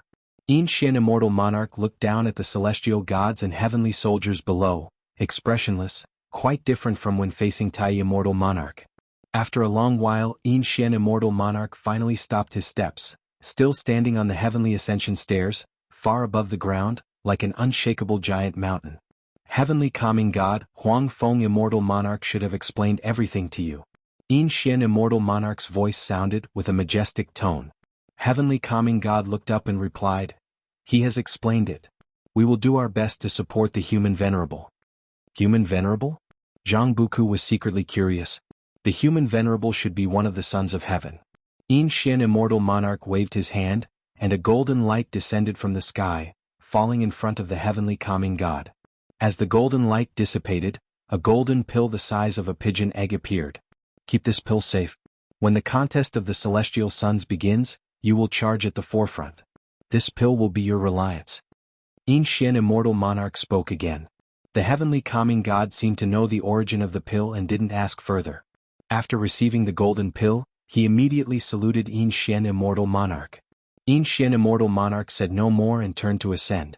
Respectfully seeing off the Immortal Monarch, the Heavenly Calming God shouted loudly, followed by 9 heavenly soldiers. Their voices resounded through the sky. Yin Xian Immortal Monarch's footsteps on the heavenly ascension stairs were very heavy, like rolling thunder, louder than when he came. Vaguely, Zhang Buku seemed to hear countless celestial gods shouting, shaking his mind. Only when Yin Xian Immortal Monarch disappeared at the end of the heavenly ascension stairs, and the heavenly might dissipated, did Zhang Buku dare to look up. Under his gaze, the heavenly ascension stairs gradually became transparent, disappearing like a mirage. The Heavenly Calming God stood up, and the heavenly soldiers breathed a sigh of relief and stood up one after another. God Lord, is that human venerable the Son of Heaven we are to support? What is the Immortal Monarch's cultivation level? Such terrifying aura, I was tense all over just now and didn't dare move. Are we to charge forward? Is this good or bad? Of course it is good. We have the Celestial Court's destiny, immortal and indestructible. What's there to fear? This is our opportunity to earn merit. The heavenly soldiers asked in a flurry. They were smart, not asking about the golden pill. The Heavenly Calming God looked at them and said calmly, "It is indeed an opportunity to earn merit. We are serving the human venerable. The human venerable once trained in the 3,000 great worlds and was once the lord of the human race in one of the great worlds. He has a heart of compassion for all living beings. Only with him becoming the celestial emperor can the heavenly Tao continue on the right path. So, the upcoming Celestial Suns contest is not just for our benefit but for the future of the heavenly Tao. Do you understand?" Upon hearing this, the heavenly soldiers all nodded seriously, except for Suyu, who slightly pouted. The Heavenly Calming God then walked back to their original path, followed closely by the 9 heavenly soldiers. Far away in the Taoist field of the beginningless, Guan was watching them. He was very concerned about this junior Zhang Buku. Of course, this was also because Zhang Buku constantly thought about him. If Zhang Buku had long forgotten him, he wouldn't be paying so much attention. Zhang Buku's experience was just a microcosm. In the 3,000 great worlds, the movement of celestial gods was frequent, with star monarchs and immortal monarchs descending to the lower realm continuously, rapidly boosting the celestial Tao destiny of the 3,000 great worlds. The celestial Tao destiny not only enhanced nature's spiritual energy but also helped cultivators of immortality to cultivate better. The beings of the 3,000 great worlds were unaware of the celestial god's struggle, thinking that their respective worlds were welcoming an unprecedented golden age. See the novel, Fire. NT website on Google to access chapters of novels early and in the highest quality. The celestial spirit great world was also within the 3,000 great worlds. Its celestial Tao destiny was also on the rise, and the human world continuously produced talented individuals, which did not affect the nine-spirit continent. Guan withdrew his gaze and then looked at the mountains, wherein Zizai and Zue were suspended in the air. The two seemed motionless but had already entered the domain created by Guan, engaging in combat. And Zizai had diligently cultivated the myriad supreme palm and had achieved some accomplishments. Guan had not passed this palm technique to anyone else. Different disciples would cultivate different Taoist techniques, and it wasn't necessary to pass everything to one person. Compared to Zizai, Zue's mastery of divine skills was more extensive. To be precise, Zue had no weaknesses in any area, which was why no single divine skill stood out prominently. Even so, Zue was forcefully pressing Zizai in combat. Guan was pondering whether to guide Zue in cultivating the immortal Emperor's Eye, as it would be inheriting the legacy of the Emperor of Eternal Life. The immortal Emperor's Eye could be directly transplanted, but Guan did not want to do that. He could only guide Zue to cultivate it and see if Zue had the destiny for it. An hour later, Zue and Zizai opened their eyes at the same time, both panting heavily. And Zizai's face was quite unsightly. He didn't expect that his proud myriad supreme palm could do nothing against Zue. Zue was also shocked, not expecting a third-generation disciple to be so powerful. And Zizai, you are really formidable. Someday you might surpass some second-generation disciples. Zue sincerely sighed. Since he had gone out with the blood prison great saint to train for 1,000 years, he was no longer so arrogant and had learned some worldly manners. He had to encourage his junior. And Zizai forced a smile and said, I'm not that great. The two exchanged pleasantries and then flew towards Guan. Zue, you can go back now. I need to teach Zizai alone. Guan said. Hearing this, Zue was stunned for a moment and then left with a salute. And Zizai looked at Guan with a face full of guilt. Although Zue was his senior uncle, Zue had joined the dojo later than him. He had even watched Zue cultivate up close. Now being defeated by Zue, he felt he had disappointed his ancestors' expectations. Don't think too much about it. Whether one of you is stronger than the other, you are both family. Through sparring, finding your shortcomings and improving together, that is the most important thing. Fellow disciples should always be family and not enemies. Understand? Guan said earnestly. Hearing this, Zizai took a deep breath and nodded solemnly. Next, I will teach you the second palm of the myriad supreme palm, the myriad dragons ascending to heaven. This palm contains powerful sealing power, which can just make up for your current shortcomings. Guan's words filled Zizai's eyes with anticipation. He immediately knelt and said in a solemn voice, Disciple will strive to cultivate the myriad supreme palm. One day I will make this palm renowned in the world, becoming the strongest secret skill in the universe. Guan nodded in satisfaction and said, I appreciate your determination. In fact, I have great expectations for you. You might even be the disciple I look forward to the most in the beginningless lineage. These words made Zizai's entire being ignite with passion, and his face turned visibly red with excitement. If you find any errors, ads pop up, ads redirect, broken links, non-standard content, etc., please let us know reports so we can fix it as soon as possible. Chapter 743. Mo Luo Clan, Chaos of Immortals and Demons in the Dark Depths of the Universe. Bolts of lightning appeared out of thin air, entwining and spreading. Faintly, a colossal entity was advancing, accompanied by lightning. The massive scales that resembled mountains reflected a cold, icy light. On the other end of the universe, countless meteorites gathered into a meteorite belt. Zhu Shi and a dozen cultivators stood on one of the meteorites, looking into the depths of the void, all frowning. What is that? The aura is so terrifying, it must have at least reached the level of a heaven-encompassing free immortal realm. It seems to be tearing apart the universe? Could it be that the battle for the Son of Heaven is about to start? The cultivators around Zhu Shi whispered to each other, all very tense. Since the unification of the Taiwei Great World, the Holy Court's main focus had been preparing for the battle, anticipating the inevitable struggle for the Son of Heaven. Today they suddenly sensed an uninvited guest arriving in the Taiwei Great World, so they came to observe the situation. The Taiwei Great World also had immortal gods guarding it. As long as those immortal gods were not disturbed, it meant that the Taiwei Great World had not faced an apocalyptic disaster. What they needed to do was to prepare countermeasures in advance. Zhu Shi stared intently at the giant entity at the end of the void, wondering why its aura seemed somewhat familiar to her.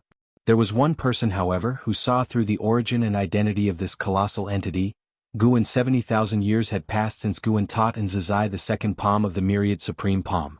Today he was wandering through a city in the Taizong dynasty when he suddenly sensed that mysterious creatures were continuously invading the 3,000 great worlds, so he looked up. This demon and the demon god body have similar blood and flesh aura. Mo Luo clan. Mo Luo Qilin. Sar the novel Fire. Any *T website on Google to access chapters of novels early and in the highest quality. Guan looked at the mysterious demonic creature infiltrating the Taiwei Great World and quickly calculated its cause and effect. The Mo Luo clan comes from the edge of the Great Tao and is somewhat causally linked to chaos evil demons. There are countless forms within the Mo Luo clan. The demon god bodies crafted by the immortal gods are derived from the flesh and blood of the Mo Luo clan. And now, the mysterious creatures invading the 3,000 great worlds also come from the Mo Luo clan, known as Mo Luo Qilin. These Mo Luo Qilin are all bound by invisible heavenly Tao lock chains. Their purpose is to station themselves within the great thousand worlds. From a macro perspective, Guan saw that not all great thousand worlds had Mo Luo Qilin, only half of them did. It appeared that this was a tactic of a certain Son of Heaven, deploying forces in advance. Guan deduced that the Son of Heaven manipulating the Mo Luo Qilin was the great immortal divine Yuan. The great immortal divine Yuan relied on the combined forces of the Mo Luo clan and the native cultivators of the great world, while Xinyuan human venerable depended more on the heavenly soldiers and generals. In the future, when the two sides clashed, it would bring chaos between immortals and demons to the 3,000 great worlds. Guan quickly halted his deductions, wanting to leave some suspense for the future. Although the celestial spirit great world was not under the call of the sons of heaven, it was also part of the 3,000 great worlds and could not avoid catastrophe. At that time, the various sects would have to resist invaders from other great worlds and even face the havoc caused by demonic creatures and heavenly soldiers. At that time, Guan would also send out his Wuxia disciples for training. Mere secluded cultivation was not enough. Even for Guan, having undergone numerous lifespan reincarnations, he had accumulated battle experience unimaginable to ordinary people. Then, Guan withdrew his gaze and continued to walk down the streets of the human world. This city in the human world had cultivators, with the highest realm reaching the nascent soul realm, but it was still mostly inhabited by mortals. The streets were lined with various vendors, and it was the flower season, with numerous petals floating in the air, mingling with a special fragrance that was refreshing and delightful. As he walked, Guan noticed a group of children chasing and beating a small black dog. The dog's fur was dirty and matted and it was limping, but the children found it amusing. Passers-by, though some glanced over, did not intervene. No one cared about the safety of a stray dog, thinking that children under 10 couldn't possibly harm it fatally. Guan initially did not pay attention, but the small black dog ran towards him, surprising him somewhat. Although he hadn't concealed his aura or presence, the small black dog choosing him was a kind of fate. The small black dog ran up to him, circling behind his legs, and the children coming after it stopped in their tracks, looking at him timidly. Guan's clean and elegant attire made him look unlike a common person, so the children naturally didn't dare offend him. The older children exchanged glances, then turned and ran, with the other children quickly following suit.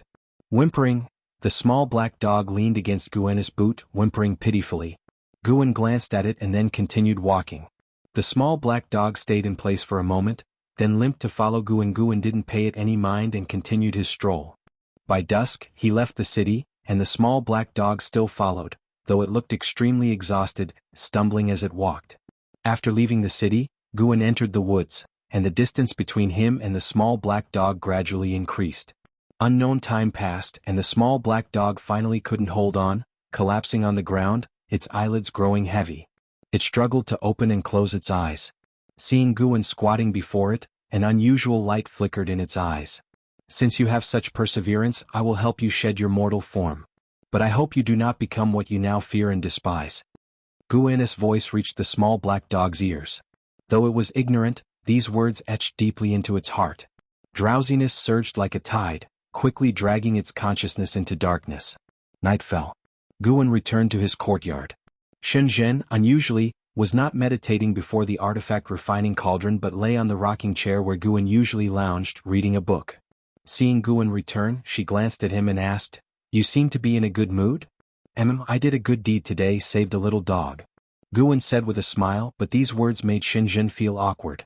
With his immense cultivation level, capable of saving all living beings in an instant, Now simply saving a dog could make him so happy? Shenzhen always felt she understood Guan well, but sometimes she felt she didn't understand him at all. Perhaps her Tao practice was still insufficient, or maybe something more profound happened during the process of saving the dog. Guan ignored her and went straight into the room. The moon set and the sun rose, day after day. The Taoist field of the beginningless remained untroubled by worldly affairs. A year outside was like a day inside. Another 1,000,000 years passed. On this day, after picking medicinal herbs, Guan returned to the Taoist field of the beginningless. Midway up the mountain, he saw fourth-generation disciples gathered together, discussing the affairs of the world. They talked about a great demon that had unified half of the human world, a demon calling itself the Demon Emperor with a grand following, unsettling the 9 sects of the human world. It was said that the 9 sects were debating whether to eliminate this demon. This demon had not committed any evil deeds, but the gathered power of the demon race under it posed a significant threat. If you find any errors, ads pop up, ads redirect, broken links, non-standard content, etc., please let us know reports so we can fix it as soon as possible. Chapter 744. The destiny of the Son of Heaven. The Demon Emperor, who is renowned throughout the world, is precisely the little black dog that Guan saved 1,000,000 years ago. He conducts himself with integrity, never bullying the weak nor harming the human race, so his reputation is excellent. Not only does the demon race respect him, but many human race cultivators also admire him. Thus, the 9 major sects don't dare to act rashly. They must have a legitimate reason. All 9 sects of the world adhere to the righteous Tao. Acting in the name of the righteous Tao requires a justification, especially for matters like waging war and taking lives, which must have an unavoidable reason. See the novel _. At website on Google to access chapters of novels early and in the highest quality. Guan listened to the disciples' discussions and already foresaw the fate of the Demon Emperor. In a few years, the 9 major sects would suppress him, sealing him beneath a certain great mountain and dispersing his demon race forces. However, this would also sow the seeds of a future great war between the demon race and the human race in the celestial spirit great world. In the long years that followed, the demon race would continuously produce outstanding talents, one after another, attempting to rescue the Demon Emperor. This would leave behind many well-known legends, widely circulated even among the human race. Although the Demon Emperor's future would be bitter, this had nothing to do with Guan. A mere acquaintance was not enough for Guan to consider him as one of his own. If he were to intervene again, it would be unfair to all living beings in the world. Guan allowed himself to have selfish intentions, but these intentions could not be misused. In fact, whenever he encountered people or events he couldn't tolerate during his travels, he would intervene. He wasn't the kind of great power who stayed aloof from matters that didn't concern him. As long as it didn't affect the destiny of a place, he would help those in suffering, whether humans or demons. Guan continued forward without disturbing the disciples. He walked up the mountain and returned to his courtyard. An Exian was rarely there, discussing the path of cause and effect with Shenzhen. Seeing Guan return, an Exian immediately approached and said, "Master, if the 4th-generation disciples want to go out and train, should we allow it?" The earliest 4th-generation disciples had been cultivating in the Taoist field of the beginningless for millions of years and had already reached the Zizai immortal realm. But without Guan's order, the disciples didn't dare to go out, nor even dare to step into the world gate.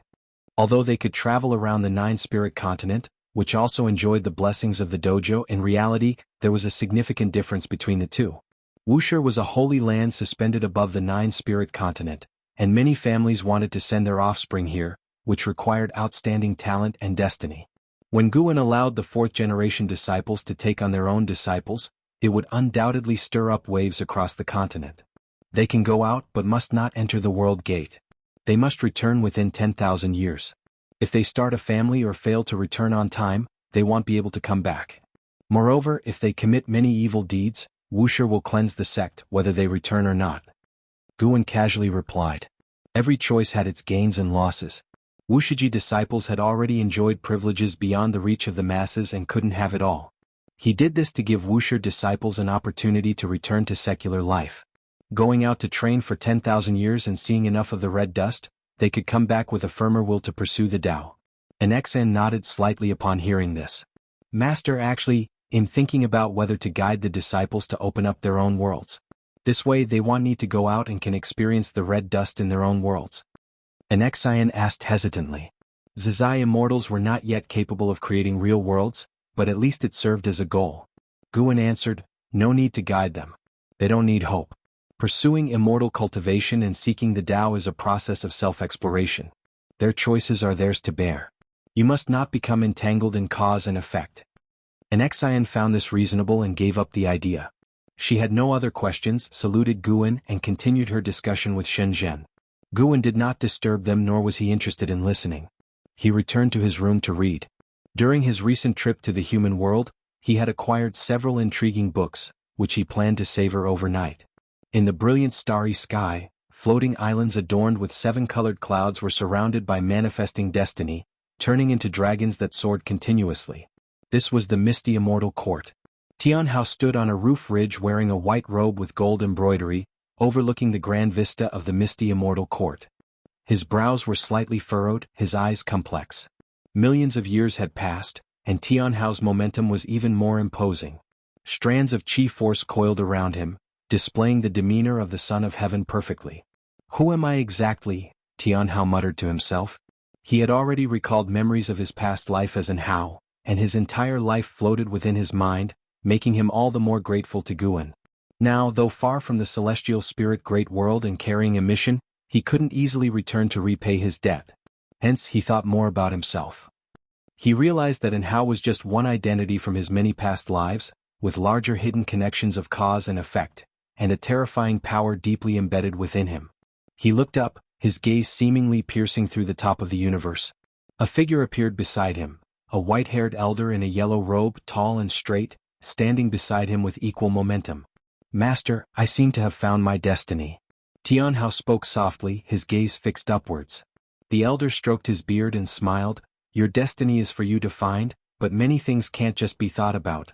You need to see them for yourself." Tianhao glanced at him and asked, "Can I go to the celestial court now? If you truly face punishment, I doubt even your sheer luck will let you escape Kangshin's scrutiny. What do you think?" The elder replied with a cheerful smile. Upon hearing this, a subtle change occurred in Tianhao's eyes. He fell into an inner struggle. Now that the contest for the Son of Heaven is about to begin, though the misty immortal court is not within the 3,000 great worlds, it would still be implicated. You should leave. When the sons of heaven meet, destiny patterns will appear, forcibly returning you to your origin and wiping out your current will. The elder continued, his tone relaxed as if discussing a trivial matter. Tianhao was silent for a moment, then took a deep breath, turning to the elder. "Master, if I regain my identity as the Son of Heaven and forget past kindness, won't it be unfair to you?" The elder shook his head with a laugh. "You're not my only disciple. Furthermore, being able to have the Son of Heaven as my disciple is a great honor for me beyond 3 lifetimes." For some reason, Tianhao felt a bit disappointed in his heart upon hearing these words. He thought of Guan. That master would never say such things, at least not diminishing the stature of being a master. But he could also understand his current master's perspective. The entire misty immortal court prided itself on attaining immortal positions in the celestial court, and he was the Son of Heaven. Naturally they would flatter him. Perhaps it was truly time to leave. Since the spread of Tianhao's identity as the Son of Heaven, he could clearly feel the overly enthusiastic attitudes around him, so passionate it felt unreal, making him want to escape. "In that case, I shall go to the celestial court to face my true destiny," Tianhao said with a firm voice, looking at the elder. He wanted to understand which Son of Heaven he truly was and what kind of past he had. "If you find any errors, ads pop up, ads redirect, broken links, non-standard content, etc., please let us know reports so we can fix it as soon as possible." Chapter 745.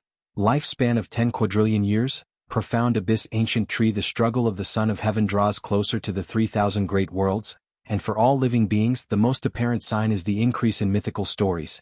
Immortal gods are no longer just ethereal legends.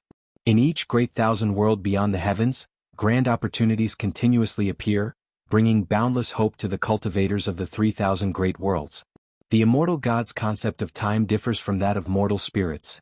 Even in the preparation stage, millions of years do not seem long. Time flies by. Millions of years turn a page in the giant book of time. More and more immortal gods begin to descend into the 3,000 great worlds. The world of the celestial spirit great world starts to become turbulent, not because of the struggle for the Son of Heaven, but due to the 9 major sects suppressing the demon emperor, causing upheaval in the demon race. On this day, deep in the sea within the hidden spirit palace, Guan was picking medicinal herbs when his actions suddenly paused. Your lifespan has broken through the 10 trillion year mark for the first time. A random upgrade to lifespan functions will now commence. Your lifespan reincarnation function has been upgraded. Lifespan reincarnation upgraded successfully. Lifespan reincarnation. Perform reincarnation evolution which will reflect in reality. Each session consumes 1 billion years of lifespan. All memories obtained during reincarnation will transmit into your mind as if experienced firsthand. There is no time limit to reincarnation evolution. It depends entirely on the choices made during causality. You can choose to reincarnate into the past, present, or future or select a prior reincarnation body to reincarnate again. All reincarnations will retain lifespan evolution abilities, and merging memories with reality will take just an hour. Looking at the series of prompts before him, Guan squinted slightly. The consumption for lifespan reincarnation rising from 10 million to 1 billion years seems substantial, yet the actual content feels worth it. Choosing independently among the past, present, and future can circumvent many troubles, and selecting a prior reincarnation body for a new reincarnation can yield even more gains. For someone like Yang Xian, whose talent and comprehension are exceedingly high, if he reached the Xianqi primordial immortal realm, the fortune he would bring to Guan is far beyond what a billion-year lifespan evolution could offer. Of course, opening a new reincarnation would also generate more anticipation. Given his current lifespan, consuming 1 billion years of lifespan is no concern for Guan. Guan continued to pick medicinal herbs, preparing to initiate a lifespan reincarnation session after his current task, opting for a new reincarnation body rather than a previous one. To him, each new reincarnated life was akin to an epic and vast novel. Having not started a new one for a while, he was indeed feeling nostalgic. As for the causality brought by lifespan reincarnation, he now took it lightly, accepting or ignoring it at will, confident in facing any resultant effects. Continuous cultivation, striving for the summit of the great Tao, was not meant for servitude to all living beings. He had no desire to care for every world. Protecting his surroundings sufficiently was enough to live happily and freely. Thinking this way, perhaps immortal gods are too free, hence neglectful of all living beings? Guan suddenly considered this but then thought it over and found it not entirely true. The immortal gods need the worship of all living beings. The celestial Tao destiny requires the faith of all beings, but he did not need it. Even when creating the primordial Tao Emperor Fortune, he did not require the faith and offerings of cultivators. His creations were more driven by personal interest. After a while, seeing that Guan had finished picking the herbs, the deep-sea dragon carp, who had been waiting by his side, approached. Having followed Guan for over 8-9 million years, the young and naive fish was now a venerable figure with the poise of an enlightened grandmaster. Occasionally, it would venture out to explore the world, gathering knowledge for future opportunities, something Guan permitted, not wanting to confine it here forever. The deep-sea dragon carp would go out but never stay away for long, leaving avatars to manage the hidden spirit palace's various medicine gardens without mishap. "Master, have you heard about the demon emperor?" the deep-sea dragon carp asked cautiously. Guan asked offhandedly, "I've heard. What of it?" He began selecting herbs to bring back. Although he did not need medicinal herbs, the Wuxia disciple did, and his Tao fruit universe already had a massive stock of elixirs. Since cultivating herbs in the Tao fruit universe would drain his mana, not lifespan, he had no desire to cultivate it. For now he used it only for storage. Don't you think the 9 major sects are too despicable? It's not because impartial to our demon race, but the demon emperor is a leader admired even by humans. He advocates for peaceful coexistence among all races, sharing the Tao and even teaching human cultivators, saving those in distress. Such a demon was oppressed by the righteous Taoist sects for a feeble reason. The reason was apparently that the demon emperor's disciple's disciple killed one of their true disciples, and when negotiations failed, they had no choice but to wage war against the demon emperor. How absurd. The deep-sea dragon carp's tone grew indignant as it spoke. Guan smiled and said, "Indeed absurd, but what good is telling me? Do you expect me to uphold justice for the demon emperor?" The deep-sea dragon carp quickly shook its head, saying, "How could I dare think such a thing? It's just that the demon emperor seems promising. Maybe you could save him and bring him to the hidden spirit palace?" Sar the Ovalfire. Net website on Google to access chapters of novels early and in the highest quality. Even the sea demons admired the demon emperor's deeds. He not only saved people but demons. Before becoming the demon emperor, he roamed the world, eradicating evil and helping the weak. These stories were well known among the demon race, and the deep-sea dragon carp, having heard many, also grew fond of him. I've never met him, so how could I accept him? You haven't genuinely ventured into the world, how can you understand a person from hearsay? Go out and train, you can even look for the demon emperor, but don't think of saving him. Guan chuckled softly. He too was quite pleased with the demon emperor. 2 million years ago, Guan had saved the demon before he became the demon emperor, speaking a few words that the demon held dear for a lifetime, practicing them faithfully till today, which was rare. Of course, pleased or not, it was not enough for Guan to intervene. From his perspective, the demon emperor would break free eventually, reaching greater realms and firmly establishing himself in the celestial spirit great world. The current tribulation was but a chapter in the demon emperor's life, one that he would overcome. The deep-sea dragon carp hesitated, truly wanting to seek out the demon emperor. Alright, I'm leaving. Think it over. If you want to go, leave an avatar and do not need to inform me. With these words, Guan vanished, leaving the deep-sea dragon carp in contemplation. Elsewhere, Guan arrived at a small island near the immortal-seeking island. Sitting on a reef, he faced the sea breeze and began his lifespan reincarnation. You have consumed 1 billion years of lifespan to start a reincarnation evolution. Please choose to reincarnate to either the past, present, or future. The past. Going to the past might reveal insights about the ancient celestial court, gathering useful information for the present. Reincarnating to the future offered unreliable intelligence, serving only cultivation and Tao enlightenment purposes. Would you like to select a previous reincarnation body for rebirth? No. Connecting to the Tao rules. Searching for reincarnation heavens and earth. You have the following options, choose one. 1. Ling Mountain. Endless Jade Pool. 3. Profound Abyss Divine Pool. These places all appeared imposing. Ling Mountain's grandeur was evident even to Guan, harboring Daluo immortals. However, Guan did not wish to become a monk. His gaze fell on the Profound Abyss Divine Pool, which lay in the underworld, the land of reincarnation. He had never visited the underworld, but he saw its immense expanse, larger than all 3,000 great worlds combined. The underworld was not fully covered by celestial Tao destiny, proving the strength of the Profound Abyss Divine Pool. You have chosen to reincarnate into the Profound Abyss Divine Pool. This reincarnation will fully retain lifespan seizing and evolution abilities. Reincarnation evolution begins. Year 1, you are born in the other shore heaven as a Profound Abyss fruit on the Profound Abyss ancient tree. At 17, a ghost immortal comes to the Profound Abyss ancient tree for enlightenment, and you observe his actions with curiosity. At 102, you watch this ghost immortal cultivate divine skills, silently noting all his techniques. At 227, the ghost immortal departs, and you gradually comprehend the chi absorption technique. If you find any errors, ads pop up, ads redirect, broken links, non-standard content, etc. Please let us know reports so we can fix it as soon as possible. Chapter 746. Gu Xian Profound Abyss, Tai Hao Profound Abyss Fruit? How did I get reincarnated as a fruit? Guan looked at the prompt before him, feeling that he would spend the next several thousand years stuck on a tree, without any choice in the matter. This is quite novel. Guan continued to read on, with prompts continuously appearing. As the Profound Abyss fruit, he encountered various passers-by in the ensuing years. There were ghost immortals, demons as well as humans. Some just passed by while others like that ghost immortal lingered. But the wait lasted longer than he anticipated. Over 10,000 years passed and he was still a Profound Abyss fruit.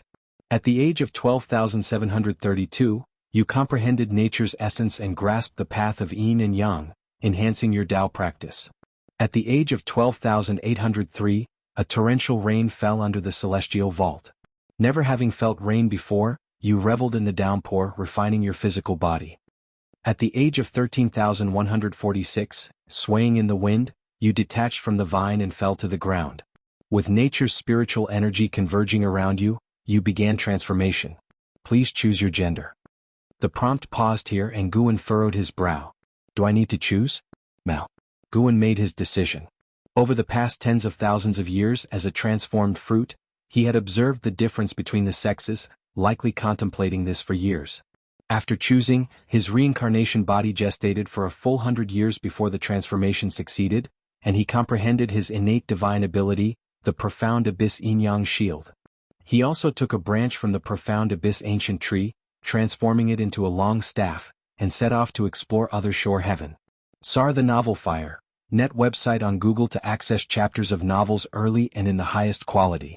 At the age of 13,307, you encountered a lonely wild ghost who claimed to be chased by the Nine Divine Mansion and advised you to change your route to avoid them. Do you choose to evade the Nine Divine Mansion? Yes. In a previous life as the Black Profound Emperor, Guan had experienced the power of the Nine Divine Mansion. Most of their ghost immortals surpassed the heaven-encompassing free immortal realm. With Guan's current Dao practice, he couldn't grasp the entirety of the underworld but could sense the presence of Daoyuo immortals within the Nine Divine Mansion. The barriers of the path of Yin and Yang were truly formidable, preventing the celestial Dao destiny from fully encompassing the underworld. A newly transformed Profound Abyss fruit would be no match for the Nine Divine Mansion. You chose to trust the wild ghost's advice. After a long conversation, you decided to visit Other Shore City as mentioned. The wild ghost wanted to accompany you. Do you agree? No. You rejected its request, but it persisted and you couldn't drive it away. You learned its name. It called itself Ghost Sanlang. After some conflict, you decided to name yourself Gu Xianyu since you were born from the Profound Abyss ancient tree.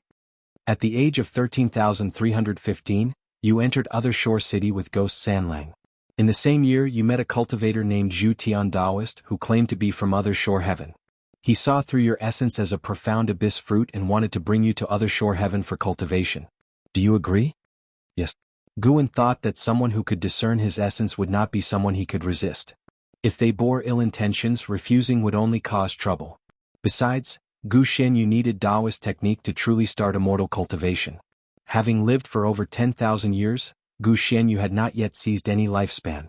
Other Shore Heaven appeared peaceful, indicating a strong foundation. However, in Guan's time, there was no power named Other Shore Heaven.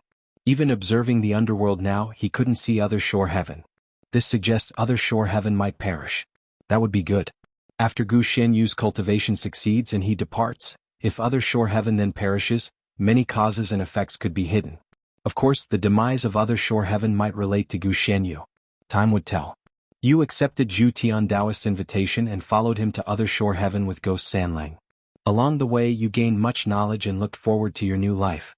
Upon entering the Chi Fortune Dojo in Other Shore Heaven, Zhu Tian Daoist took you to meet the Other Shore Emperor. Apparently, upon your birth, the Other Shore Emperor foresaw your connection and decided to personally take you as a disciple. At the age of 13,316, the Other Shore Emperor taught you the Other Shore Heavenly God skill, saying it was the Daoist technique most suited for you. The subsequent prompts were all about cultivation. Not only Gu Xianyu but also Ghost Sanlang was cultivating. The Other Shore Emperor also taught it a divine skill, making it swear eternal servitude to Gu Xianyu. Guan felt a sense of gratitude.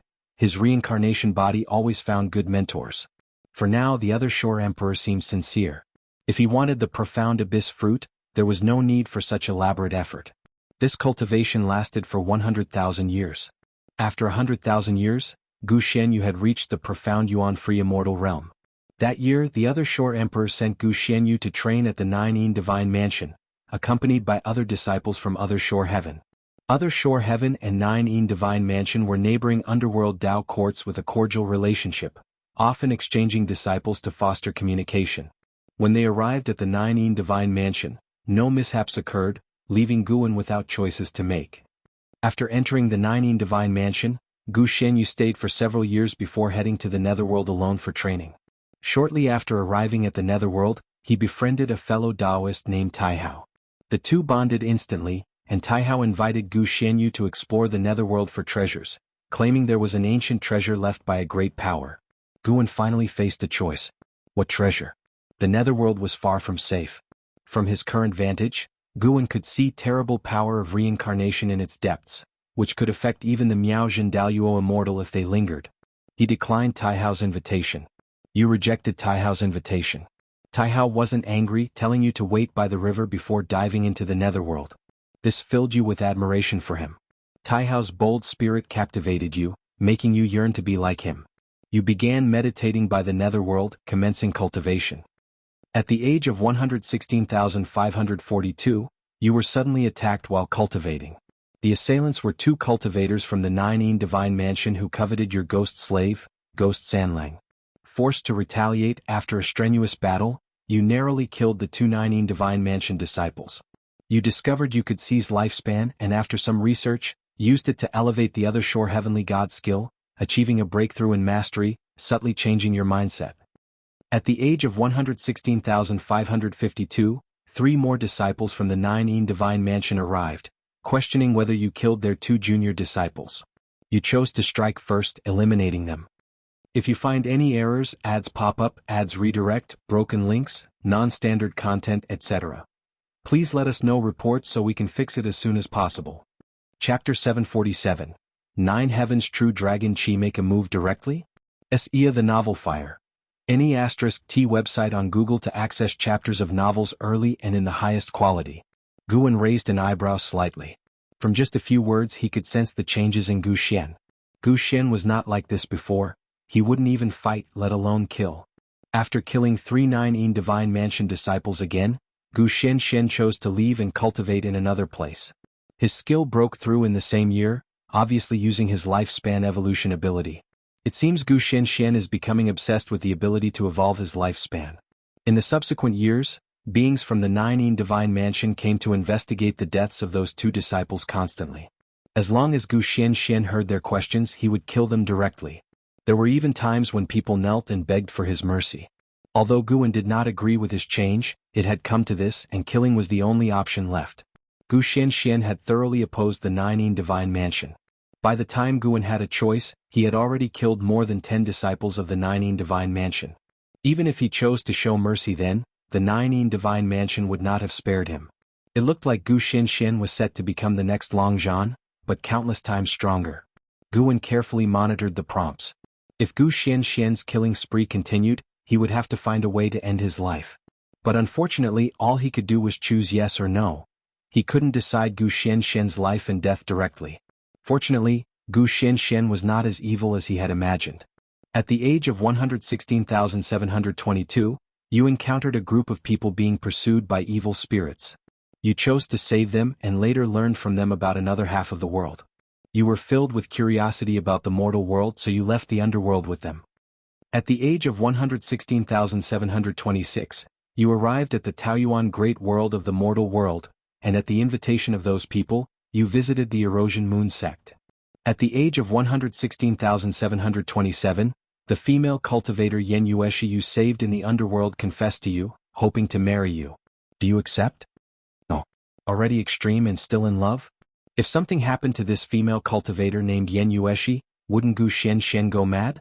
For the sake of all living beings, Guan refused this marriage on behalf of Gu Xian. You refused Yen Yuexi's confession. Yen Yueshi begged bitterly but you were unmoved. Finally Yen Yueshi, in a rage, cursed you venomously, saying you humiliated her and she would repay you tenfold. Crazy. Rejecting you is humiliating you? Why don't you remember the favor of saving your life? Guan laughed, thinking that this woman named Yen Yueshi was no good. Fortunately he refused. If she had married Gu Xian, who knows how much trouble would follow. Reincarnation continued and prompts kept popping up. Gu Xian left the Erosion Moon sect and traveled through the Taoyuan Great World with Gue Sanlang. If anyone troubled him he killed them directly. But if he encountered someone in distress, whether human, demon or ghost soul, he would help. Good and evil coexisted, making it hard to judge his nature for the moment. The next life experiences, every scene possible unfolded, which was no longer new to Guan. He could clearly feel Gu Xian growing stronger rapidly.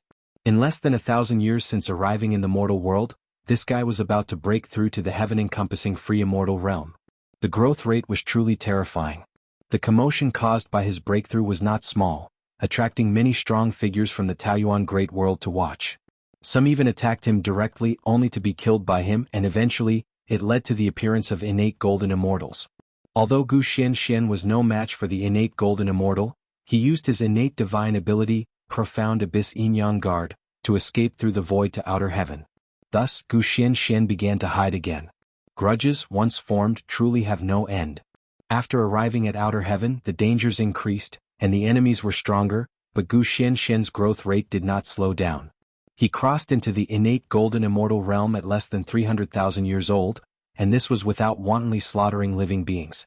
At just over 500,000 years old, Gu Xianxian stepped into the heaven-balancing golden immortal realm and then returned to the underworld with Gui Sanlang, who had also grown strong. He came to the banks of the Yellow Springs River, looking at the ceaseless flowing yellow springs, reminiscing about the past, not expecting before he left. A figure shot out from the Yellow Springs, landing before him. It was Taihao, who had invited him to the Yellow Springs in search of treasures. What Gu Xianxian and Taihao talked about, Guan did not know, but from the prompts, it seemed that they were very happy to be reunited after a long time. Taihao revealed that the Nine Divine Mansion monopolized the power of reincarnation, hindering the soul's rebirth. Their sins were beyond measure. He wanted to invite Gu Xianxian to join him in opposing the Nine Divine Mansion, killing the one who hindered reincarnation. Guan got a chance to choose. This time he didn't choose to avoid the crisis. Gu Xianxian had lived so long, only relying on the other shore heavenly god's skill and profound abyss yin-yang guard. Guan felt it was worth a lifespan of 1 billion years, considered it paid off. From then on he could venture freely, whether he died early or not mattered less, causing fewer killings. So, Gu Xianxian agreed to Taihao's invitation and went with him to the Nine Divine Mansion. This made Taihao very happy and they even became sworn brothers. They are all restless souls. Guan sighed in his heart as if foreseeing the tragedy. After all, the Nine Divine Mansion still ruled the land of reincarnation in the underworld, while the other shore heaven had ceased to exist. At the age of 501,372, Yu and Taihao reached the reincarnation heaven pool of the Nine Divine Mansion. You encountered the Taiyin reverse dragon guarding the pool. Taihao made the first move and you had to assist. Eventually you killed the Taiyin reverse dragon and obtained the reincarnation heaven lotus in the pool.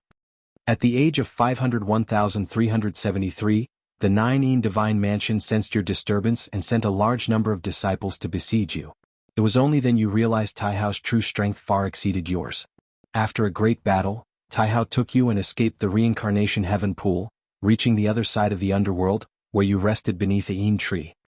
At the age of 501,374, Taihao insisted on teaching you a divine skill called Nine Heavens True Dragon Qi. You mastered it in the same year, surprising Taihao greatly. At the age of 501,380, you and Taihao attacked the Nine Divine Mansion again, encountering them forging billions of souls into 6 paths ghost artifacts. Displeased, you intervened, leading to a great battle. During the battle, you chose to break through, and a massive lightning from the Great Tao descended upon the Nine Divine Mansion. You reached the Taiqing Golden Immortal Realm but also attracted the strongest of the Nine Divine Mansion. Despite you and Taihao's best efforts, you were subdued under a great array. At the critical moment, a powerful mana transported you away. You fell into a coma, and upon waking, you were shocked to discover the powerful being who saved you and your brother was your master, the Other Shore Emperor. The Other Shore Emperor revealed that the Nine Divine Mansion had committed countless atrocities, disrupting the 6 Paths order. The Other Shore Heaven decided to overthrow the Nine Divine Mansion's rule. He had already appealed to the Tsangtian, requesting help from immortal gods. Before the immortal gods arrived, he hoped you and Taihao would cultivate first and not act rashly. If you find any errors, ads pop up, ads redirect, broken links, non-standard content, etc., please let us know reports so we can fix it as soon as possible.